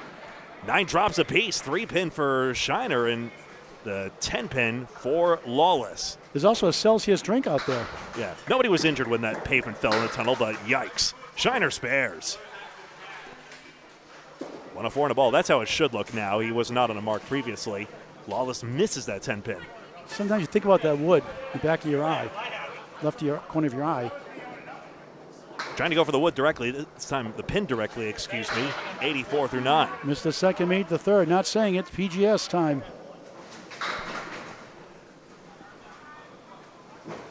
Goodness gracious. So Central 1 have the higher averages on paper, sure, but hard to believe this. However, remember, string 3 is just that as significant. Shiner thought he was getting 2. He got 5 instead. So there's still 2 significant points to play for in the third string. Lafayette still with 11 weeks to go after this. Don't want to start giving away pins now. This is not the time to resign. Matt in dismay at that third ball. He does grab, so no spare for him. Shiner will take 8 for a 117 string, a 2-string total of 207. Lawless grabs a 10, his 4th straight 10 for a 94. So that's all pinning that 94. 7 10 boxes for Lawless. What's his 2-string total? For a 206. We heard a pinning toppled Bruno DeFeo, although actually I think his opponent had 1 extra bonus pin in that string, but in that match, if I recall correctly. But pinning was the majority of that lead for sure. Peter Penney, again throwing his hands up as he delivers the ball. He's just not happy with how it's coming out of his hand tonight. He gets 5 on the spare. That's where the mark should have been. I see. This is correct now. On the head pin, just doesn't drive through to the 2. Lafayette was making a run after that Caz double strike, but then they came right back. Central and poured out a bunch of marks and a double strike to answer. This is a nice leap here. He's got it. Wood was precarious in front of the 6 and 9, but he got it to go. Penney takes 9. Trying to inch it closer somehow for total in the third. If they do get running marks here, you could start whittling away at this. They need a lot right now. And Central 1 showing no signs, especially Tim Douglas showing no signs of slowing down. 6 pins make that 7 and 8 for Penney. Millis 8. 1 and 3. Head pin 9. Moose coming up large. 6 pin only. Penney off target on the head pin. Wood's not coming back for it. Joe's got a spare. Almost went across the face of that 6 pin. He's got it to go. 101 and a ball for the string. And that 9 box brings Penney up to 103 for a 217. Hello, Bob Lee, I presume, on our Candlepin Bowling Network chat. Good to see you. Good to see you, Sally, as well. You're up here in Upper New England and Eastern Canada. You can check it out, Candlepin Bowling. Fun for anyone. Moose gets 5. It's 106. 1 string to go after this, so Central 1 a heavy favorite to take the next 2 points for winning the string. But still the 2 points for total, which they're even more favored for. But also 2 points for string 3, so we start from 0 when it comes to deciding whether Central 1 will go 8-0. Greg, Central 3 is down 17 late in the final 2 boxes of the 7th and 8th boxes, but they have 2 hits on the board. Boy, these pins are still crumbling for Paladino. He's got 2 wigglers as well. 7 pin, still wobbling, not falling. So Central 3 loses. Central, basically extra does. Extra could take first place tonight. Wood just behind the 5 for Nichols. Matt denied. Dominick. Plays the wood, yes. Precarious for sure, but he got the sidewall bounce and it went further back. Nichols a 9. 98 through 9. Dominick 82 in a ball in the 9th. 1 string after this. So Wyoming Civic Center still has its candlepin lanes. Good. I heard another place got rid of theirs, but yeah, Wyoming Civic Center in Cincinnati, Ohio, mind you. I'd like to apologize for my past transgressions in spelling Cincinnati with the wrong number of N's and T's. Paladino, 1, 2, 4, 8, and 10. Imagine it's Cincinnati, Massachusetts. The spelling is crazy in that one. Every Massachusetts town has a crazy spelling. Well, most of them anyway. Leicester, Worcester. We're ridiculous and we're proud. No spare Nichols. Dominick. He's playing on the right side of these headpins, trying to get it to glance. He did that earlier with a half Worcester leave. This doesn't go either, and he's got double pins. 6'10 Nichols. He's got 10. Looks like a better shot than that for the pins to be so nervous about it. 108 second string. 2 Buffalo strikes for Matt Nichols. Dominick 1 spare in 96, and Matt Nichols 3 marks, 108. 17 marks to 11 for Central 1 here. Just 6 marks difference. Also 14 pins and pinning, though, so really it's become like an 8-mark advantage here. And that's why this advantage is just ballooned for Central 1. Nichols 226, Dom 213 through 2. Douglas can't get another strike. He has had all quality head pin hits. Lyonnais strike on spare. And it's another case where JT's bowling just fine. He's just against incredible competition to his side. Tim Douglas, 5 consecutive marks, 165 in a ball. Wow. My goodness. Is duckpin as good as candlepin? Yeah, we're regionally biased. We love candlepin, mind you, but duckpin bowling played with 3 balls, you just can't play the wood. We like that aspect of this game. Douglas, diamond, and now his toughest leave, if you can believe that, is a diamond. That's pretty good going. 171 through 9. 1-3 for Lyonnais. Oh, a chance here. Diamonds only go a fourth in the time, you remember that. Tim's try. That's off the foul line, and that's why it got off target there. And for only the second time in the string, he does not mark. JT just off. The fill is 9 on his strike.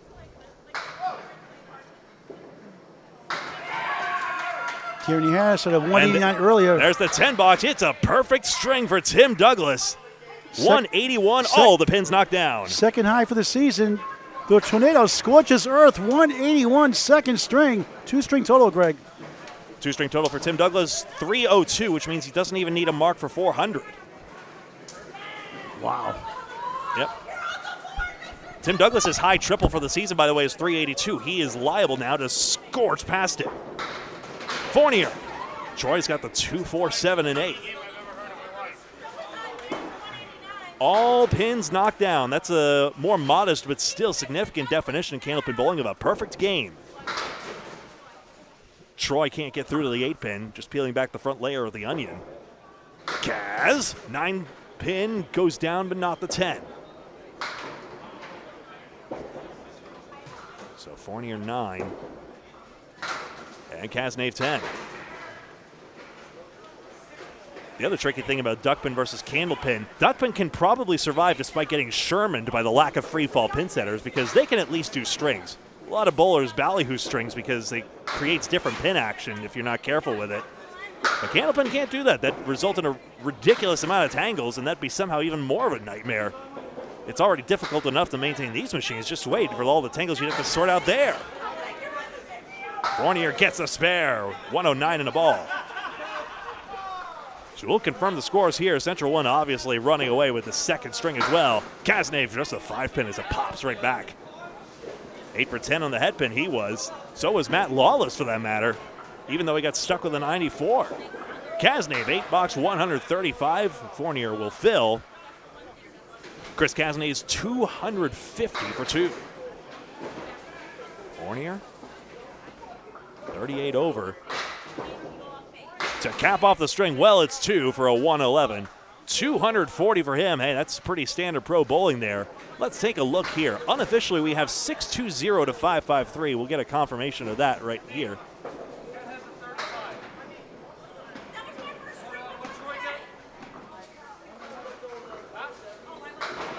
Just trying to see if I can overhear the scoring discussion here. I'll give you a look at the totals as well. Tim Douglas on 302 already. Chris Cazenave on 250. That's not half bad. Troy Fournier, 240. That's the high end of standard pro play here.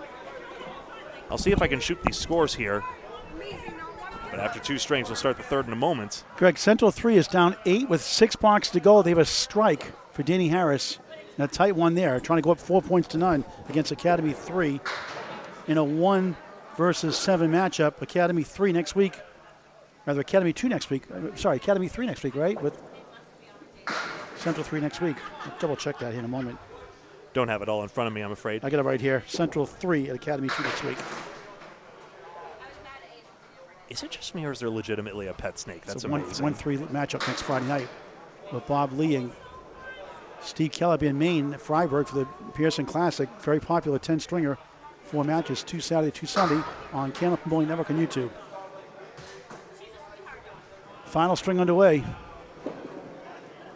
Second balls for each here. Neither gets a spare on this one. Great job, Greg, as always, in the second string call.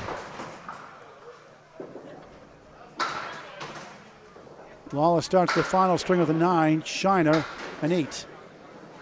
Quick update. Actually, let's do our station ID from Greg Gouillart. Let's do 5.8 seconds. Okay, hi, this is Candlepin Bowling Network on Facebook and YouTube. Thank you very much for watching. Please watch us in both places. Love you. That just sounds like me talking socially. I'm working within the conditions I'm given. I'll give you more time next time. The longest I give you is, I think, 21.2 seconds. Man, even 5-pins get tangles? That's wild. I know a European 9-pin gets a lot of tangles, and that's a pretty common sight as well. But also strings are very much a common part of 5-pin bowling, although free-fall pin sitters rarely exist. Lawless off to the right, got the 9. Second box, third string, lead up bowler, Shiner. Almost, leads up to 4.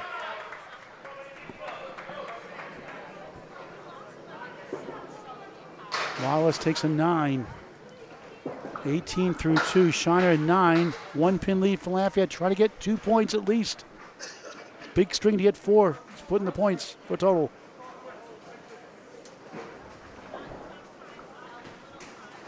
Second ball is Jomus DeAlmeida on the right. Captain Peter Penney for Central 1, the 5th seed on the left. The 10th seed Lafayette has made some runs but can't get over the hump. Moose grabs the 4 and the 7. Penney. Perfect shot, clip, wing eagle. Moose good bid, 3, 6, 10, hold on. Penney trying to go less than a more, gets only 1 on the object. 2, 3, 6, 10. Moose a 7 to start his final string. Penney in the ocean for a 6. Lafayette early 2-pin lead in the first 3 boxes of the final string, string 3.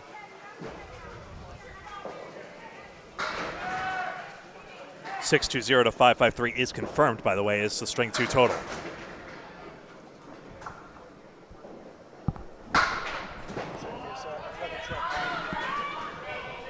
Peter has the 2, 4, 7, 9, 10 2-pieces to try to spin over.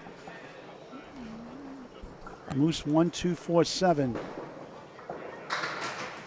Left number 1. Peter with the wood. Won't carry to the 7.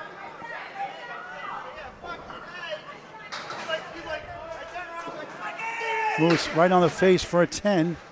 17 through 2. Peter matches 16 through 2. 2-pin lead for Lafayette. You never know where you're going to see in East Boston. I think someone brought a live snake with them.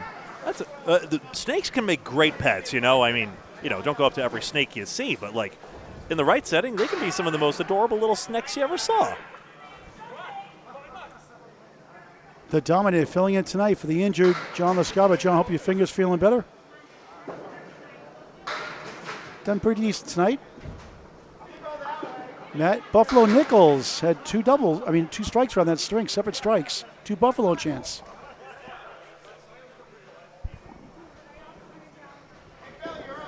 Paladino, 2 full.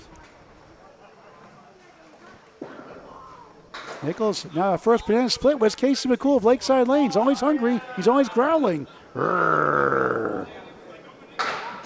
The pinochle I call it the banana split. Every time I said that on my stream on the ACST, He'd say, I'm hungry. That's how it all started. We had the growling noise later on. Paladino 9, Buffalo Nichols a 7. Now it's a 4-pin lead for Lafayette with no marks. There's Casey. Oh, Bobby Kite and Matt Schultz. Those are some good shouts. Oh, they're good bowlers. Men's international coverage is probably some of the best places to see those teams. We'll be in Moncton, New Brunswick camp for the Worlds in November on Kenneth Moy Network. Bombs away, baby! Strike for Paladino! Nichols slides 8. 9 to 10. Wood hanging around to help.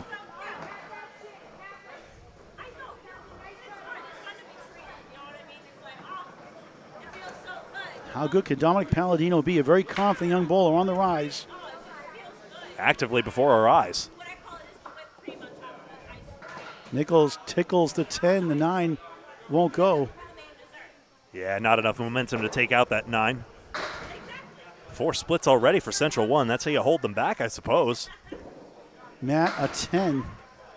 17 through 2. Dominick 19. Plus the strike field coming up next. Both sides have gotten about the same number of splits, 24 to 22. So really, each side has had about the same number of opportunities, just Central 1 is capitalizing on them far better, and that's the difference in this match to this point. Paladino just 25 years young, a July birthday also. Douglas comes that stunning 181 second, starts his final string. Bouncy balls 4. Justin Lyonnais, JT, 9 wiggles for the 10. Wood in between. This should go. It does spare to start the third. Douglas, what a shot, 2 full. 3-10 right, 4-7 left. Good luck with this one.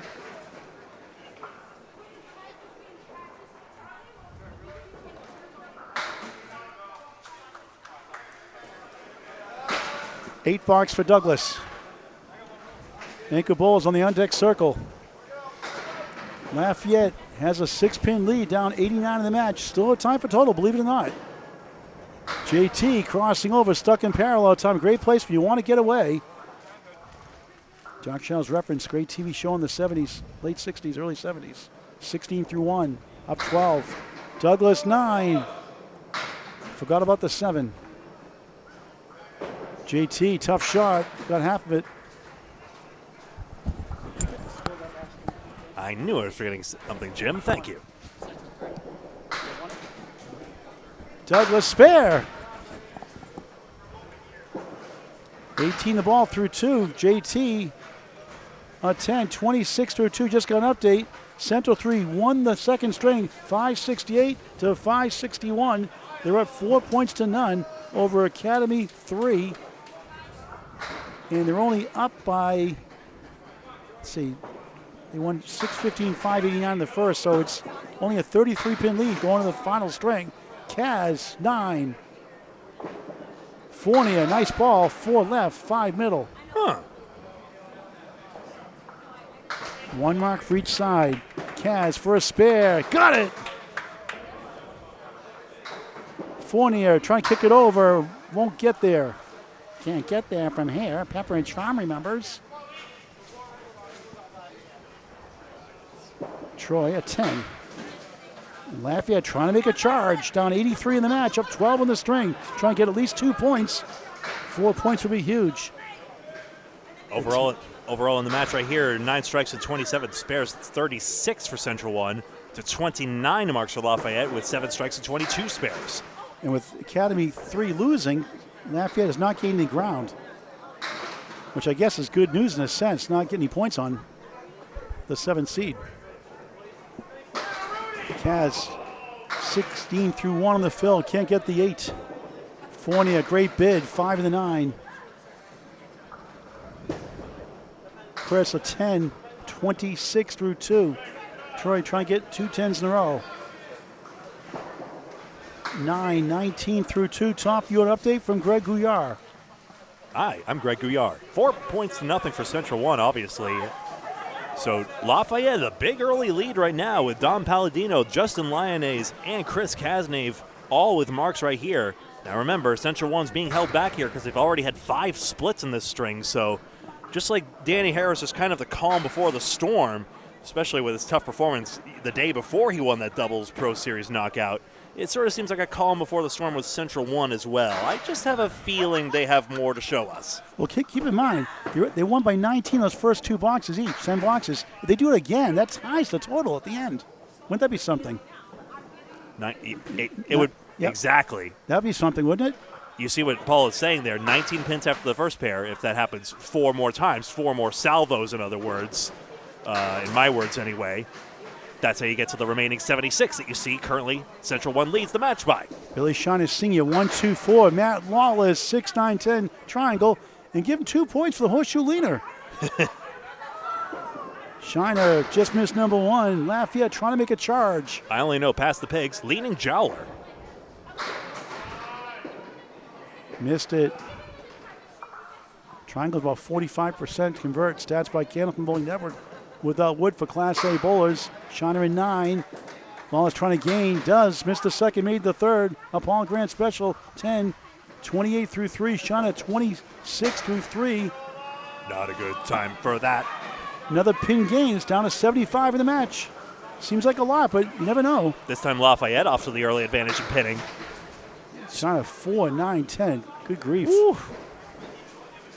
Lawless on the left side of the 1. Comes back for the 6. 1, 3, 7, 8, 10 on lane 15. This 22 lane house. Shiner, nothing doing.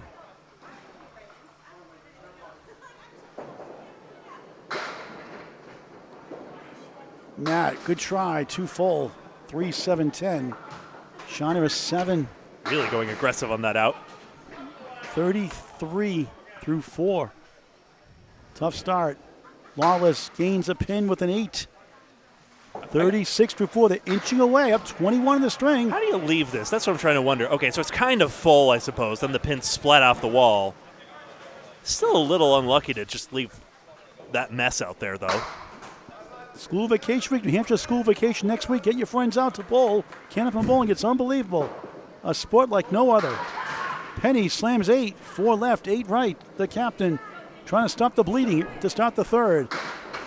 Moose, 3. Spread eagle plus the 8 behind the 2. Good to see you, Jordan Britton. Hope Candlepin Corner's still doing well. Looking forward to seeing the rest of the Skins season. Penny spared. I mentioned Candlepin Corner earlier, Jordan, as I did earlier in the ACST match. Hello, Corey Alisi as well. They're proud of Tim Dacey. They got him involved in Candlepin a few years ago, 5 years plus. And what a day he had, a career day for him today in the Class F Northern Conference. Moose tough 7. It's back down to 18 for Lafayette and 2 marks to 1 for Central 1. Does Candlepin Bowling Network have a merch store? No, sorry, Todd. Well, there's actually one. There's Etsy.com that West Timberlanes does. Well, it's not Candlepin Bowling Network, mind right. you. We're talking about it, but it's a lot of work to do. We're talking about it.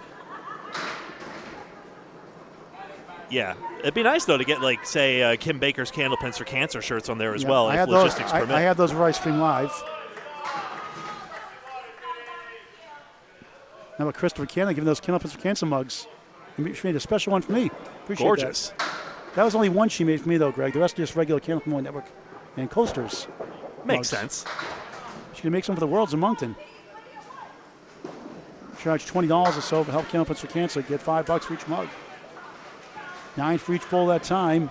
Yeah. Peter 39, Moose 33 through 4. Quick update from Greg. As I remember, one person watching as we see this 14-pin advantage for Lafayette. Someone was like, what's a wow?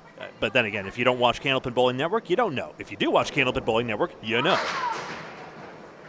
But it is in the glossary of Candlepin Bowling, at least in the Florence Greenleaf book. A cut shot, a split shot usually, but make a great shot. It's a wow. You know it when you see it. Dom 5 and the 7. No wood, no luck. This sure would be one if it goes. Nichols 4 horsemen in the post.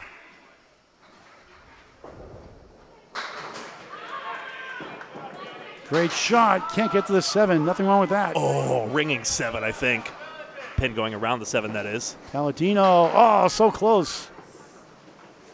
He has more of a left to right delivery, so it's tough to get on that right side of the pin. Nichols a 10. 27 through 3 and string number 3. The final string of the match. Dom a 9. 9 box, 9 fill, so 28 through 2 in the strike fill. 37 through 3. Lafayette back up 22 in the string. Down 73 in the match, but 1 spare for the 4th bowler next for Central 1. Troy Fournier. So will Central take advantage of any opportunities they're dealt? That's the question. Nichols first strike. Yes, Buffalo! Paladino first strike, 9. Leads up to 9. The wood gets in the way. Could screw up. That's tough to get around. He's got the cap and gown it. Buffalo also famously yelled out by Gene Snyder, the greatest press your luck contestant of all time. I'm talking OG Peter Tamarkin. Paladino got it. Spare. Elizabeth Banks are pretty okay too. And Dominick Paladino doing quite okay with his 7th mark today. 47 of the ball through 4. Buffalo Nichols, 3rd strike of the match. 3 Buffalo chance. 37 plus 2 through 4. He goes to Glen Galt to casinos, and he likes Buffalo wings also. And this video game says Buffalo real loud when you win. So that's where it came from. Douglas, oh, wow, what a strike! On spare, 28 through 2. And Lyonnais 2. Slow motion strike for JT, 36 plus 2. Let's see if we get them both. Nope, Douglas was gone in a flash, unfortunately. So let's just watch JT bomb this one down. See ya. 5-pin last. He's back to Tim's in a second. Sorry. He'll just have to throw another one. Boom, boom, boom, boom. Wow. Boring Douglas. Trying to double again. Finds the pocket, goes diamond left. 2, 4, 5. The 8 playing hide and seek behind the 2. JT off to the left. His first strike ball is 6. 1, 3, 5, 8. Douglas to the big 20 on lane 16. Will it go? It does! 4 falls flat in its face. Strike sandwich. JT. Ball coming back in play. And now Douglas can pin out 420 even if he blows the spare fill. Hit the 1 as the world turns. That soap opera will show the world spinning. Well, we're going to get a break here as the ball's going to have to be retrieved unless it somehow knocks down all 3 pins. Tim Douglas can pin out 420. Nobody else in Central wants close. Troy Fournier. Oh, he's just going to go for this. Or he disappeared. JT 7 in the fill, 43 through 3, 9, 52 through 4. Yep. Douglas spare, strike, spare, right? Mm-hmm. 48 through 3, 58 and the ball through 4. Tornado time. What, 3:02, right? Through 2 after the 181 second. Is that right? 3:02? Yep. He'll have his 98, no problem. Fournier, 3 middle. Correction, 3 pinners, 2 middle, 4 left, 5 right. Kaz Forsman, he's got a post. Fournier missed left. Cazenave can pin out 356. That's tops for his team. Lyonnais 331, Paladino 320.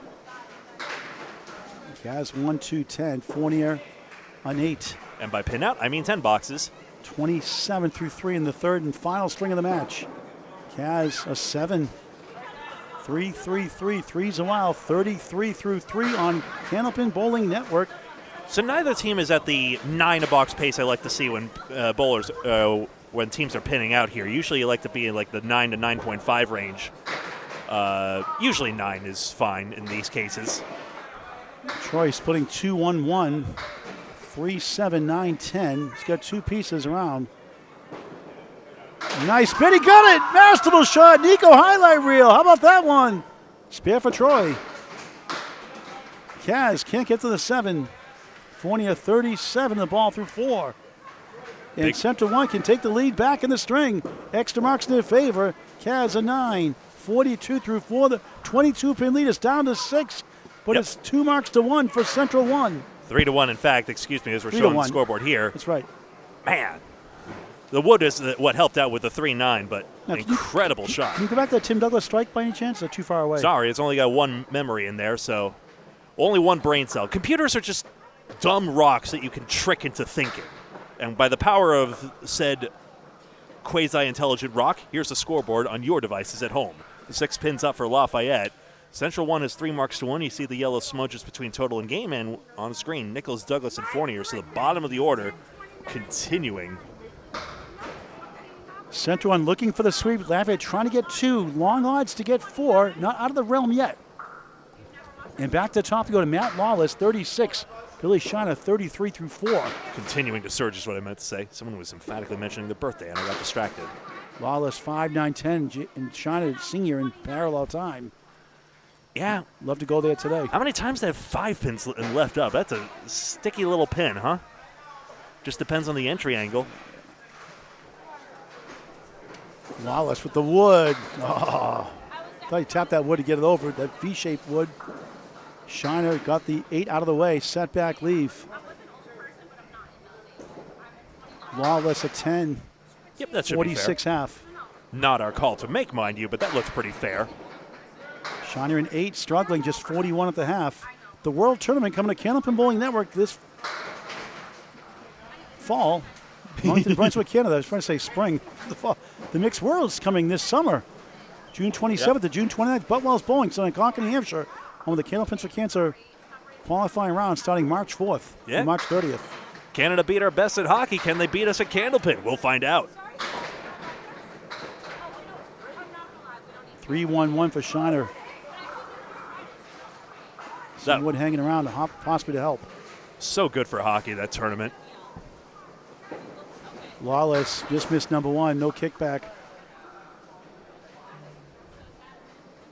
Billy looking for his first mark of the third. That looks good. He got it. Spare. Great shot. 51 on the ball through 6. Needed that one. Lawless a 10. 56 through 5. We'll take another look here at the 2-5-7-8-10. Sure, there was wood in the middle of it all, but you got to get on the pocket just right in that 2-5. Perfectly placed by Shiner. Todd Hall, we can ship anywhere in the United States. If you want to get a Candle for Cancer shirt, let us know. It will be a shipping charge about $10 more than likely. $25 for the shirt up to 2X, 3X plus $30. Yeah. Plus shipping and handling. So, but to Paul's point, he has helped people do that before. So if you can find him on Messenger or on Candlepin Chat, it's tough to do. It's not the most convenient way, we realize, but if you can find a way, he would be able to help you out. Moves in the clipping eagle. What a try! Whoa! Left up the 2. Penney, great try. That won't go. Goal post. Pick your favorite pin. Moves to 9. Just a 42 half. Peter an 8. 47 at the half. And you're in the halfway point of the final string of the match. Yep, so again, Central 1 has the effective lead, even though you see the +9 by Lafayette's side. 2 important points. It's still plenty of time to get those. There's still plenty of time for them to matter in this season. 35 weeks worth. 4 marks to 1 favors the 5 seed Central 1 on the left. Penney with 4-7-8. Both these bowlers are struggling, but Penney's got 3 splits. Moose has 5 in this string. Moose, try to tickle that wood. Yeah, with the left tip of the wood, it could have possibly snapped across. Penney, good second ball. That goes. It slides into the 5. 67 the ball through 6. Moose takes the short 2 for a 9. In the long view, the luck averages out in the long run. That's why we bowl 3 strings. But isn't it funny how sometimes you could just miss the head pin altogether and get the better leave? 51 through 6 from Joe Moose, DeAlmeida.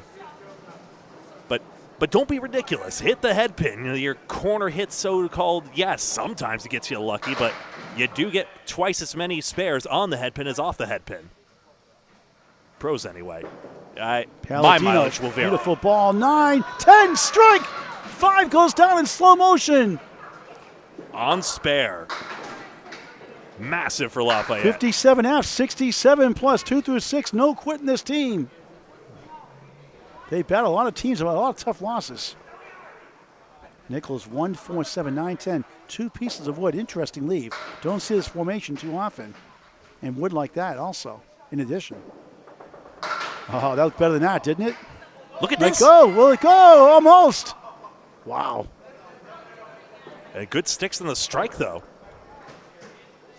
46 through 4. Whoops. 9:55 at the half. Lafayette up by 10 pins right now. Marks yep, against 10 them. pins. That's right. Central 1 has a ton of marks, though. But Dominick Paladino doing his part. You see it there. Tim Douglas, 181 second string. On the crossover, he's in parallel time. 5'9", 6'10", left to right. Nichols bouncing right. Lucky 7, 1, 2 in the 8, behind the 2. Very lucky. Looked full going down. 12 lanes downstairs, 10 upstairs here. Central Park lanes, East Boston, Mass. The wood, he missed it. So 7 on his strike. Paladino primarily out of Lita Lanes, Matt Nichols out of Webster Timber Lanes, Abington. And Lucy's Pizza Bar, home of the chocolate chip cookie pizza, a must-have. Making you hungry. Dominick a 7 after the strike, Phil. 81 through 6, great string. It's the caramel notes for me that make that cookie great. There's no caramel in that. There's notes of it. Yeah, really? I don't think so. I don't know. No, I don't think so. You got a discerning palate. I don't know. Maybe it's a smidge. Or like I don't know. It's good. 14 pins up for Lafayette right now, but Mark stacking up on Central one side. JT's got a couple already. 1, 2, 4, 9, 10. Here's the tornado. Douglas for a strike. It goes! Another strike. What can't he do? Spare. 2 spares, 2 strikes all in a row. 68 through 4, 78 plus 2 through 5. If he gets a 200 at 500, a 198 gets to 500, not out of the question. He and his brother Scott have just been getting stronger and stronger. The twister, and stronger. Scott, his brother, is a tornado. It's going to be a twister. Scott doing very well this year. Limited action. Won the Count for the Cancer Variety Show at Abington, Mass. JT, clip wing eagle, 62 half for him. No mark here. Douglas with a double. Oh, look at this. Will it go? Not quite again. I'm going to save that one for an instant replay. That was wild. JT won't go. 2, 4, 10. Douglas, another mark. Knocks it down. Another spare. 5 in a row. Look at this guy. He's so bad at hitting singles. 88 half. 98. 98 the ball through 6. Insane. JT at 9. 71 through 6. It's the first ball for me. Look at this. It's going in front of the 5, then behind the 5, then not in the 5, then the 4 goes in front of the 5. Absurd. He's been close to about 3 double strikes tonight. Yeah. How many strikes do you have now? 5? 6. 6. Wow. 6 strikes and 10 spares for Tim Douglas. Chris Cavs. 1, 2, 4. 42 through 4 coming in. Troy Fournier. Spare fill is 8. 4 left. 9 right. 45 through 4. They lift these up to 15 now for Central. 1 in the string. Cavs missed the 1. Wood to help here. Fournier gets it. Spare. 55 in the ball through 5. Cavs at 10. 52 half. And Central 1 looking for the sweep. Yeah, Wood tagged that back pin there. Central 1 way out in front here. 15 in the string. 4 marks to none in their favor also. Tim Douglas, by the way, can pin out possibly the 4th highest triple in the league, and he's not done yet this season. Cavs 5 up, 5 down. Fournier 5. Same thing. He's on a fill. 60 half for the Buttwalls Bowling Center, Concord, New Hampshire. Troy Fournier. Cavs can't get to the 7. Fournier's turn. Got the 9 out of the way. Cavs a 9. Fournier a 7. Cavs 61. Fournier 67 through 6. This is good pace of play. We might even finish before 10 o'clock at this rate, local time. 18 pins up for Central 1, 3 extra marks. So Tim Douglas, he can, even if he blows the spare fill, he can pin out 440. Consider that only Josh Daly's 447, Danny Harris is 455, and Justin Waters 463, Central 3, Central 3, Central 3, have all been higher this season. And you said he pins out now with all 10s. What's he get? He gets one. He'll get 138. He's on a mark too, so he can get to 140 something. It would be 440. Yeah. He would need to get a couple more marks. He could get 138 on this string. 3 more marks. This is wild. I've never seen a 500. I mean, that's a 500 for 3 in our coverage. Timmy needs a double strike for 500, but who knows? Really, Shiner Sr. flopping 8, 2 in the 7. He scoffed dismissively. 59 through 6. After a tough start, 1 below the minimus, Matt Lawless goes for the horse's right side. 56 through 6 coming in. No mark. Shiner missed the object, the 2 rather. But now you just can't believe somebody's got to be able to do the Paul Burger here at Central Park Lanes. You can't. I mean, after the firepower we've seen. 9 for Shiner. And this is Central Park Lanes, a tough house. Yep. Not for everyone, apparently. 7 for Lawless. 63 through 7. Billy 68 through 7. And you got to figure if this is Millis or, say, Newport Entertainment's in Newport, Maine, we're talking 500 easily, maybe for Tim Douglas. The way he's throwing that ball, or close to it. Shauna, beautiful ball, setback leave. Matt Lawless, nice ball himself. He gets it, 7 himself. He's got the 5, middle, wobbling 9 to the right, 8 to the left, Wood to the left. Little distant, though. He'll probably want to go direct. Shauna trying to sweep it over, can't get to it. Right idea. 4 splits in the last 5 Lawless for Shiner. goes to the pins, and he can't get the 8 to fall. Shiner, 9. 77 through 8 in the final string of the match. Lawless gains a pin with a 10. 73 through 8, 27 per lead for Central 1. Total in hand now. Lafayette fighting hard just for 2 points. In theory, Lafayette could go on a crazy mark run, but don't hold your breath. 13 by Academy 1 for the final wild card spot right now. The final spot, rather, the playoffs, 8 spot. Not wild card, but. String 3 is not over yet, but Moose has been in split hell right now. We'll see if he can escape. Penney, lucky 7 himself. 1, 2 in the 10 on a spare. 64 through 6. He does 34 for Central 1. Moose, meanwhile, 1, 3, 9, 10. And one more spare than done for Central 1. Can push it into the 40s. Peter can't get to the 10. Moves for a spare, 2 full, 3 in the 10. Peter Penney pushes it for a 10, 74 through 7 here in East Boston, Mass. at Central Park Lanes. Moose a 9, 60 through 7. I want to give a shout to Caitlin Zolko, the number 1 seed, Atlantic Candlepin Singles Tour, Class D Northern Conference.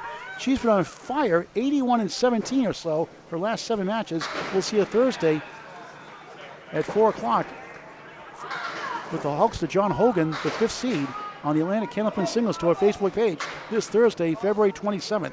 Don't want to miss that one. Penney 3-6 right, 4 left. Good to see the ladies bowling ACST. Need more. Penney, good try. And again, with the stratified system of classes, there's a place for you. Penney a 9. 83 through 8. Moose an 8. Just 68 through 8. Trying to finish strong. Lafayette trails by 36 in the string. Central has at least 6 points wrapped up. Still time for the string for Lafayette. They're down 1 mark to none right now. Matt Nichols looking for his 4th Buffalo strike of the night. 65 through 6. Dominick Paladino, great string. Not on the mark this time, 81 through 6. Matt Nichols leads his ACST A South Division, though comically his teammate Tim Douglas could overtake him with games in hand. 189 the W, the wiggle. W taken out. Paladino 9, tap of the 5, holds up. That's a division of death that also features Jeremy Seaholm, world champion, and Micah Imperato, Tech Ruru, and also great bowler. Nichols can't quite get to 9, so close. He's like, wow, bad wow. Paladino needs it. He just missed by a speck.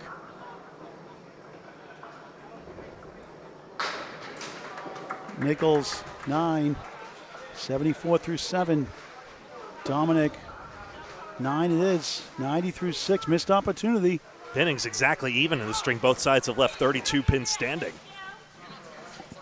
The mark's the big difference for Central 1, up 36. 5 extra spares in this string. Night has flown by fast tonight. This is a good pace. I like it. Nichols 8, 4 left, 8 right. Wood in between. And if you like it out there, please press like. We and the bowlers all appreciate it. Paladino skipping 5, 4 spin the post again. Thank you for watching. Nichols, another tough break. Welcome to Candlepin Bowling. Yeah, Wood in the middle there, deflected the ball. Paladino just skips outside the 1, 1 in the 10. Paladino was on a 6 straight head pin streak until this box. 10 boxes in a string, 10 frames in a game, it's all the same. Matt a 10, 84 through 8 on Candlepin Bowling Network. Paladino nudges the 1, rolling to the 10, and it goes out of bounds for a 9. 99 through 8. Here come the 4th bowlers.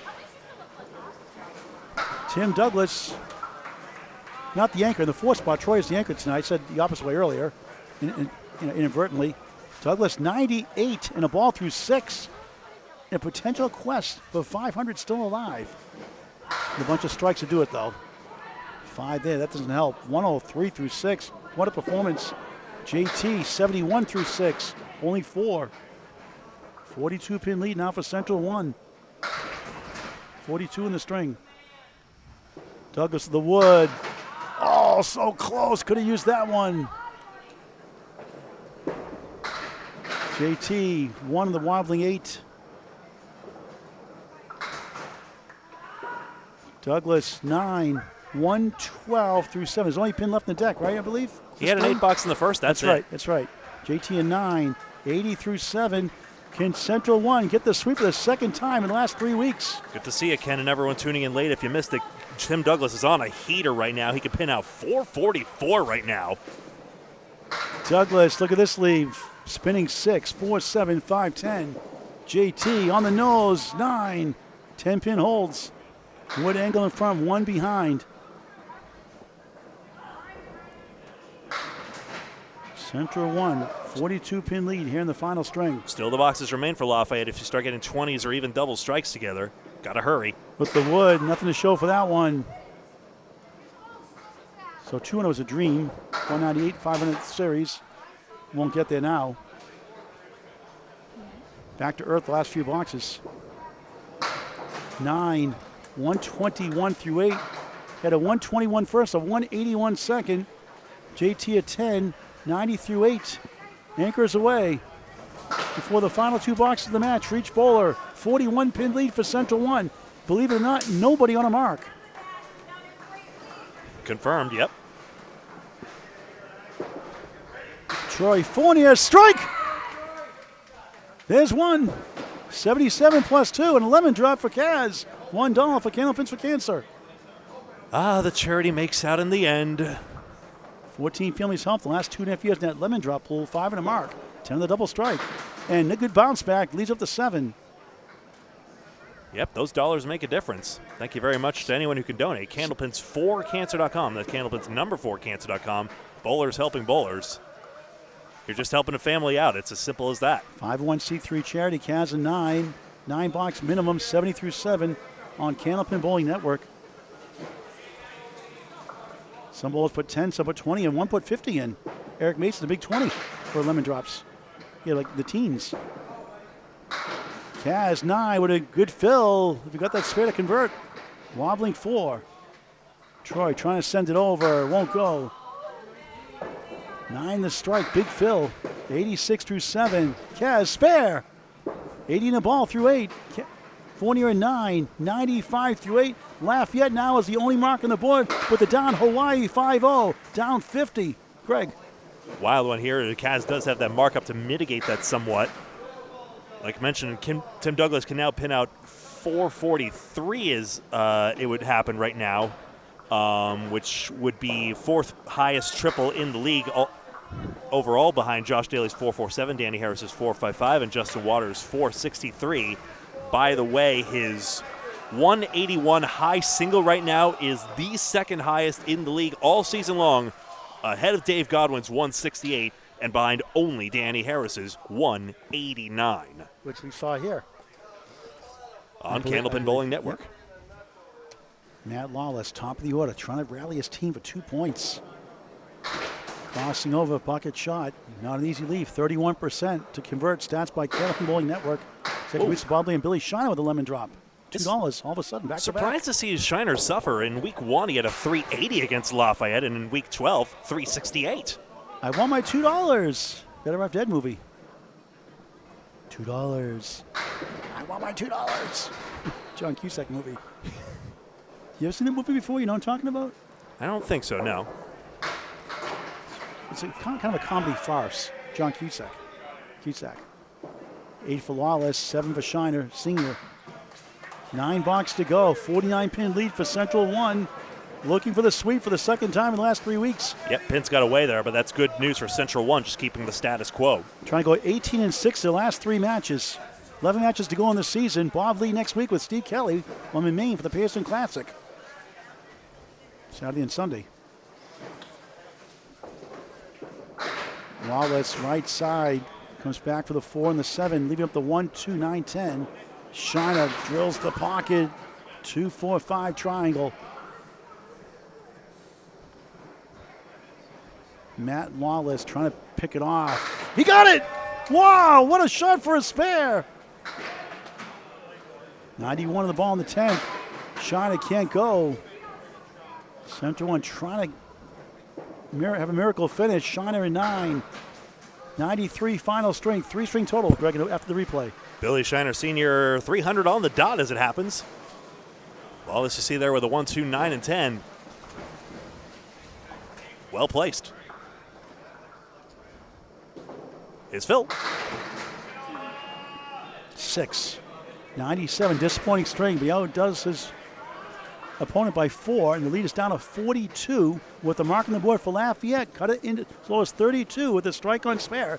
Still time left, but need to mark out pretty much. A double maybe needed. Actually, it's I show 303, so 3 pins. 303 for Shiner, okay. Even better. Well, 300 for Shiner and 303 for Lawless. Okay. That's it. Thank you. Moose almost got one himself. He gets 4. Penney on the head pin, splits 2 and 2, 3-6 right, 4-7 left. Winding down here in East Boston.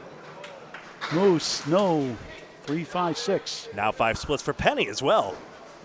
2 bowlers suffering out there. Great shot. He got it. Whoa. 93 and a ball in the 9th. That's worth another look, I'd say. 76 through 9 for Moose.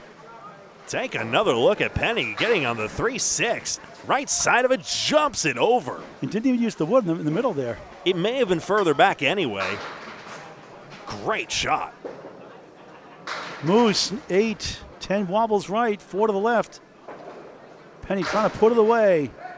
On the nose, splits 3 and 2, 2-4-7 right side, 6 right, 9 left. 98, 98 through 9. Yeah, his ball's just not working with the pins tonight. Too bad. Moose, the wood, no. And the lead is up to 49 for Central 1. Looking good for the sweep right now. Penney grabs 2, make it 3. 2 in the 6. 49 minus, but we still don't have a lot of reason to believe at this moment now. Moose 10, tough, 86 final string. Penney an 8. Into the 106 final string. 3-string totals, Greg. Moose DeAlmeida 295, Peter Penney 323.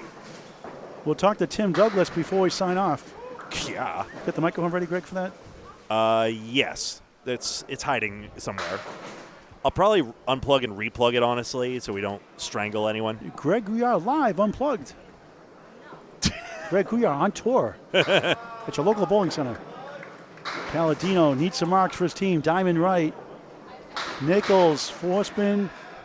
The post holds up the 7. I got some new cord spools, but the Amazon's not going to deliver with the icy driveway. Too bad. But understandable. Please don't try to walk on a driveway. Paladino missed the object, the 2. The 5 still shaking its boots. It's beautiful weather for bowling. Nichols, same spot. And it's a pleasure to have you all virtually here in East Boston, Central Park Lanes.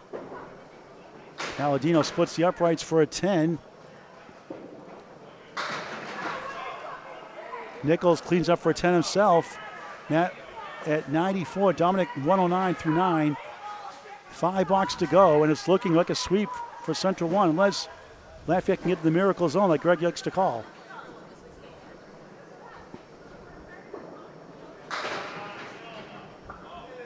Paladino, nice ball, 7, 4, 7, 8.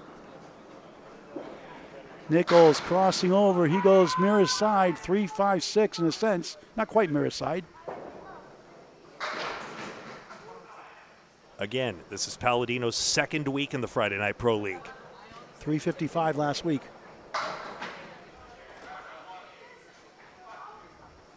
Love his confidence. It goes, spare. They're still alive. Like Lee Major's $6 million man. An astronaut, barely alive. They can rebuild him. Nichols right back with a spare. And that spells trouble now for Lafayette. Thought I could get both spares. Too bad. So close. 119 for Dominick, 104 on the ball for Nichols. 47 pin lead for Central 1. Paladino, right side, 4. Nice string, 123. Nichols, 6. He ends up with a 110, third and final string. Lead is 49 for Central 1, 4 boxes to go. Three-string total, Greg. 336 for both of them. Dominick Paladino, 336. Matt Nichols, 336. And depending on what Hingham does tonight, if Hingham loses all 8, Central 3 is only 3 out of the 4th spot. And a devastating loss for Lafayette will go to 60 and 132. All right. Here's Douglas. That puts him 20 behind the loss column, pending Riverwalk's action tonight. Ooh. For the 9th spot. Wood tumbles late and now goes right up to the 8 pin. How's that 10 going to get hit? With the front wood, maybe? JT, no. It's all but over now. Douglas can't quite get to the 10. Back to earth lately. JT at 10. That's what 3 straight splits will do to you, in fairness. 100 through 9. Tim Douglas a 10. 131 through 9. That puts him at what, 433 right now? That's right.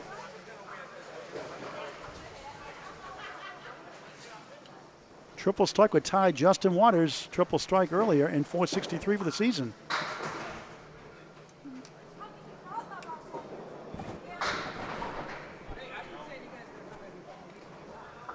JT 5.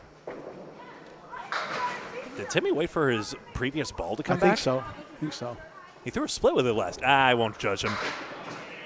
Nice ball. He splits again. Okay, maybe I'll judge him a little. Picked the wrong ball, I guess. 6 right, 4-7 left. That puts him at 440 right now. Dominating performance and a 121 first, 181 second. Try to kick it over. Great try. Won't go. Trying to get to 141. JT a 9. 109 final string. Lafayette loses 8. The 10 seed loses the 5th seed. Douglas a 10. 141 final string. 3-string total. 443. Justin Lyonnais 328. Final 2 boxes. 6 strikes and 10 spares for Tim Douglas. Fournier and Cazenave are doing well too. Here they are.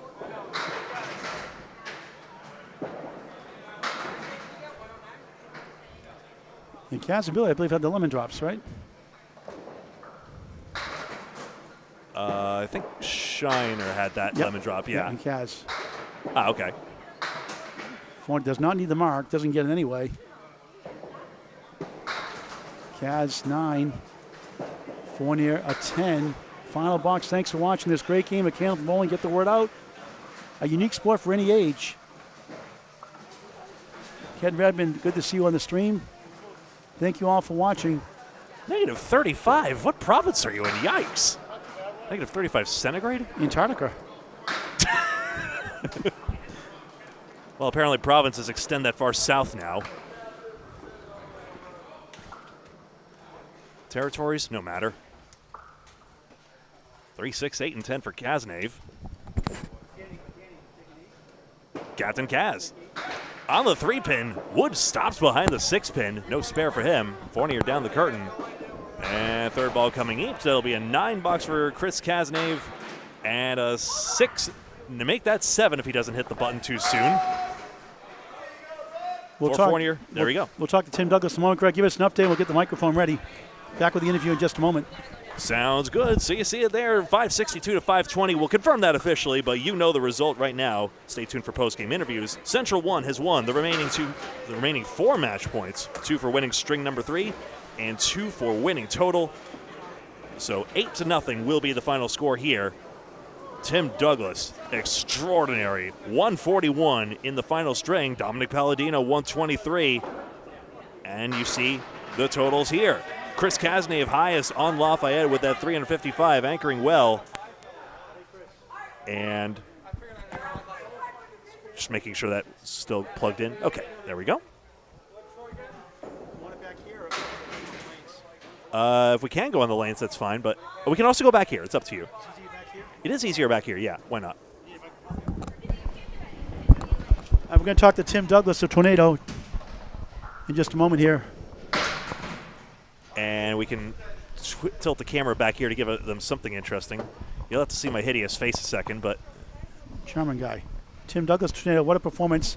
181 second string, 443 tonight. How do you do it? Well, everyone was telling me to slow down my ball.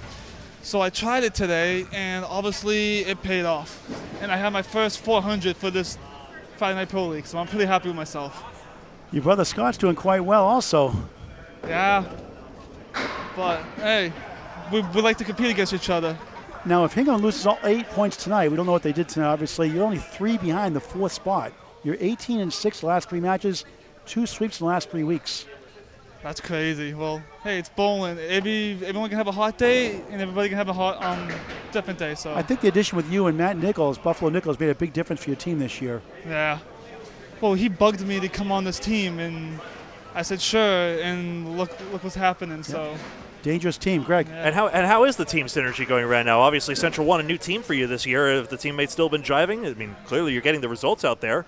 Yeah, I love the team. It stinks you have to change teams, but you got to do what's best for you. Well, it seems as though the change is working out well for you. Congratulations. Yeah. So Thank that'll you. make you the 4th highest triple of the season right now. And second highest single behind Danny Harris is 189, 181. Congratulations, Tim, a 3-letter word. Wow. All right, back to Greg Gouillart to wrap it up. Thanks so much. So that's it for us here. And forget it. I don't need to appear on camera. Who cares? But we'll be back next week in another Friday Night Pro League match here on Candlepin Bowling Network, probably on at least YouTube and Facebook as well. But I think that's it for us. Good job, Greg. Thank you so much. Thank you very much for watching this Candlepin Bowling Network presentation of the Friday Night Pro League. And until next time, hi. So long.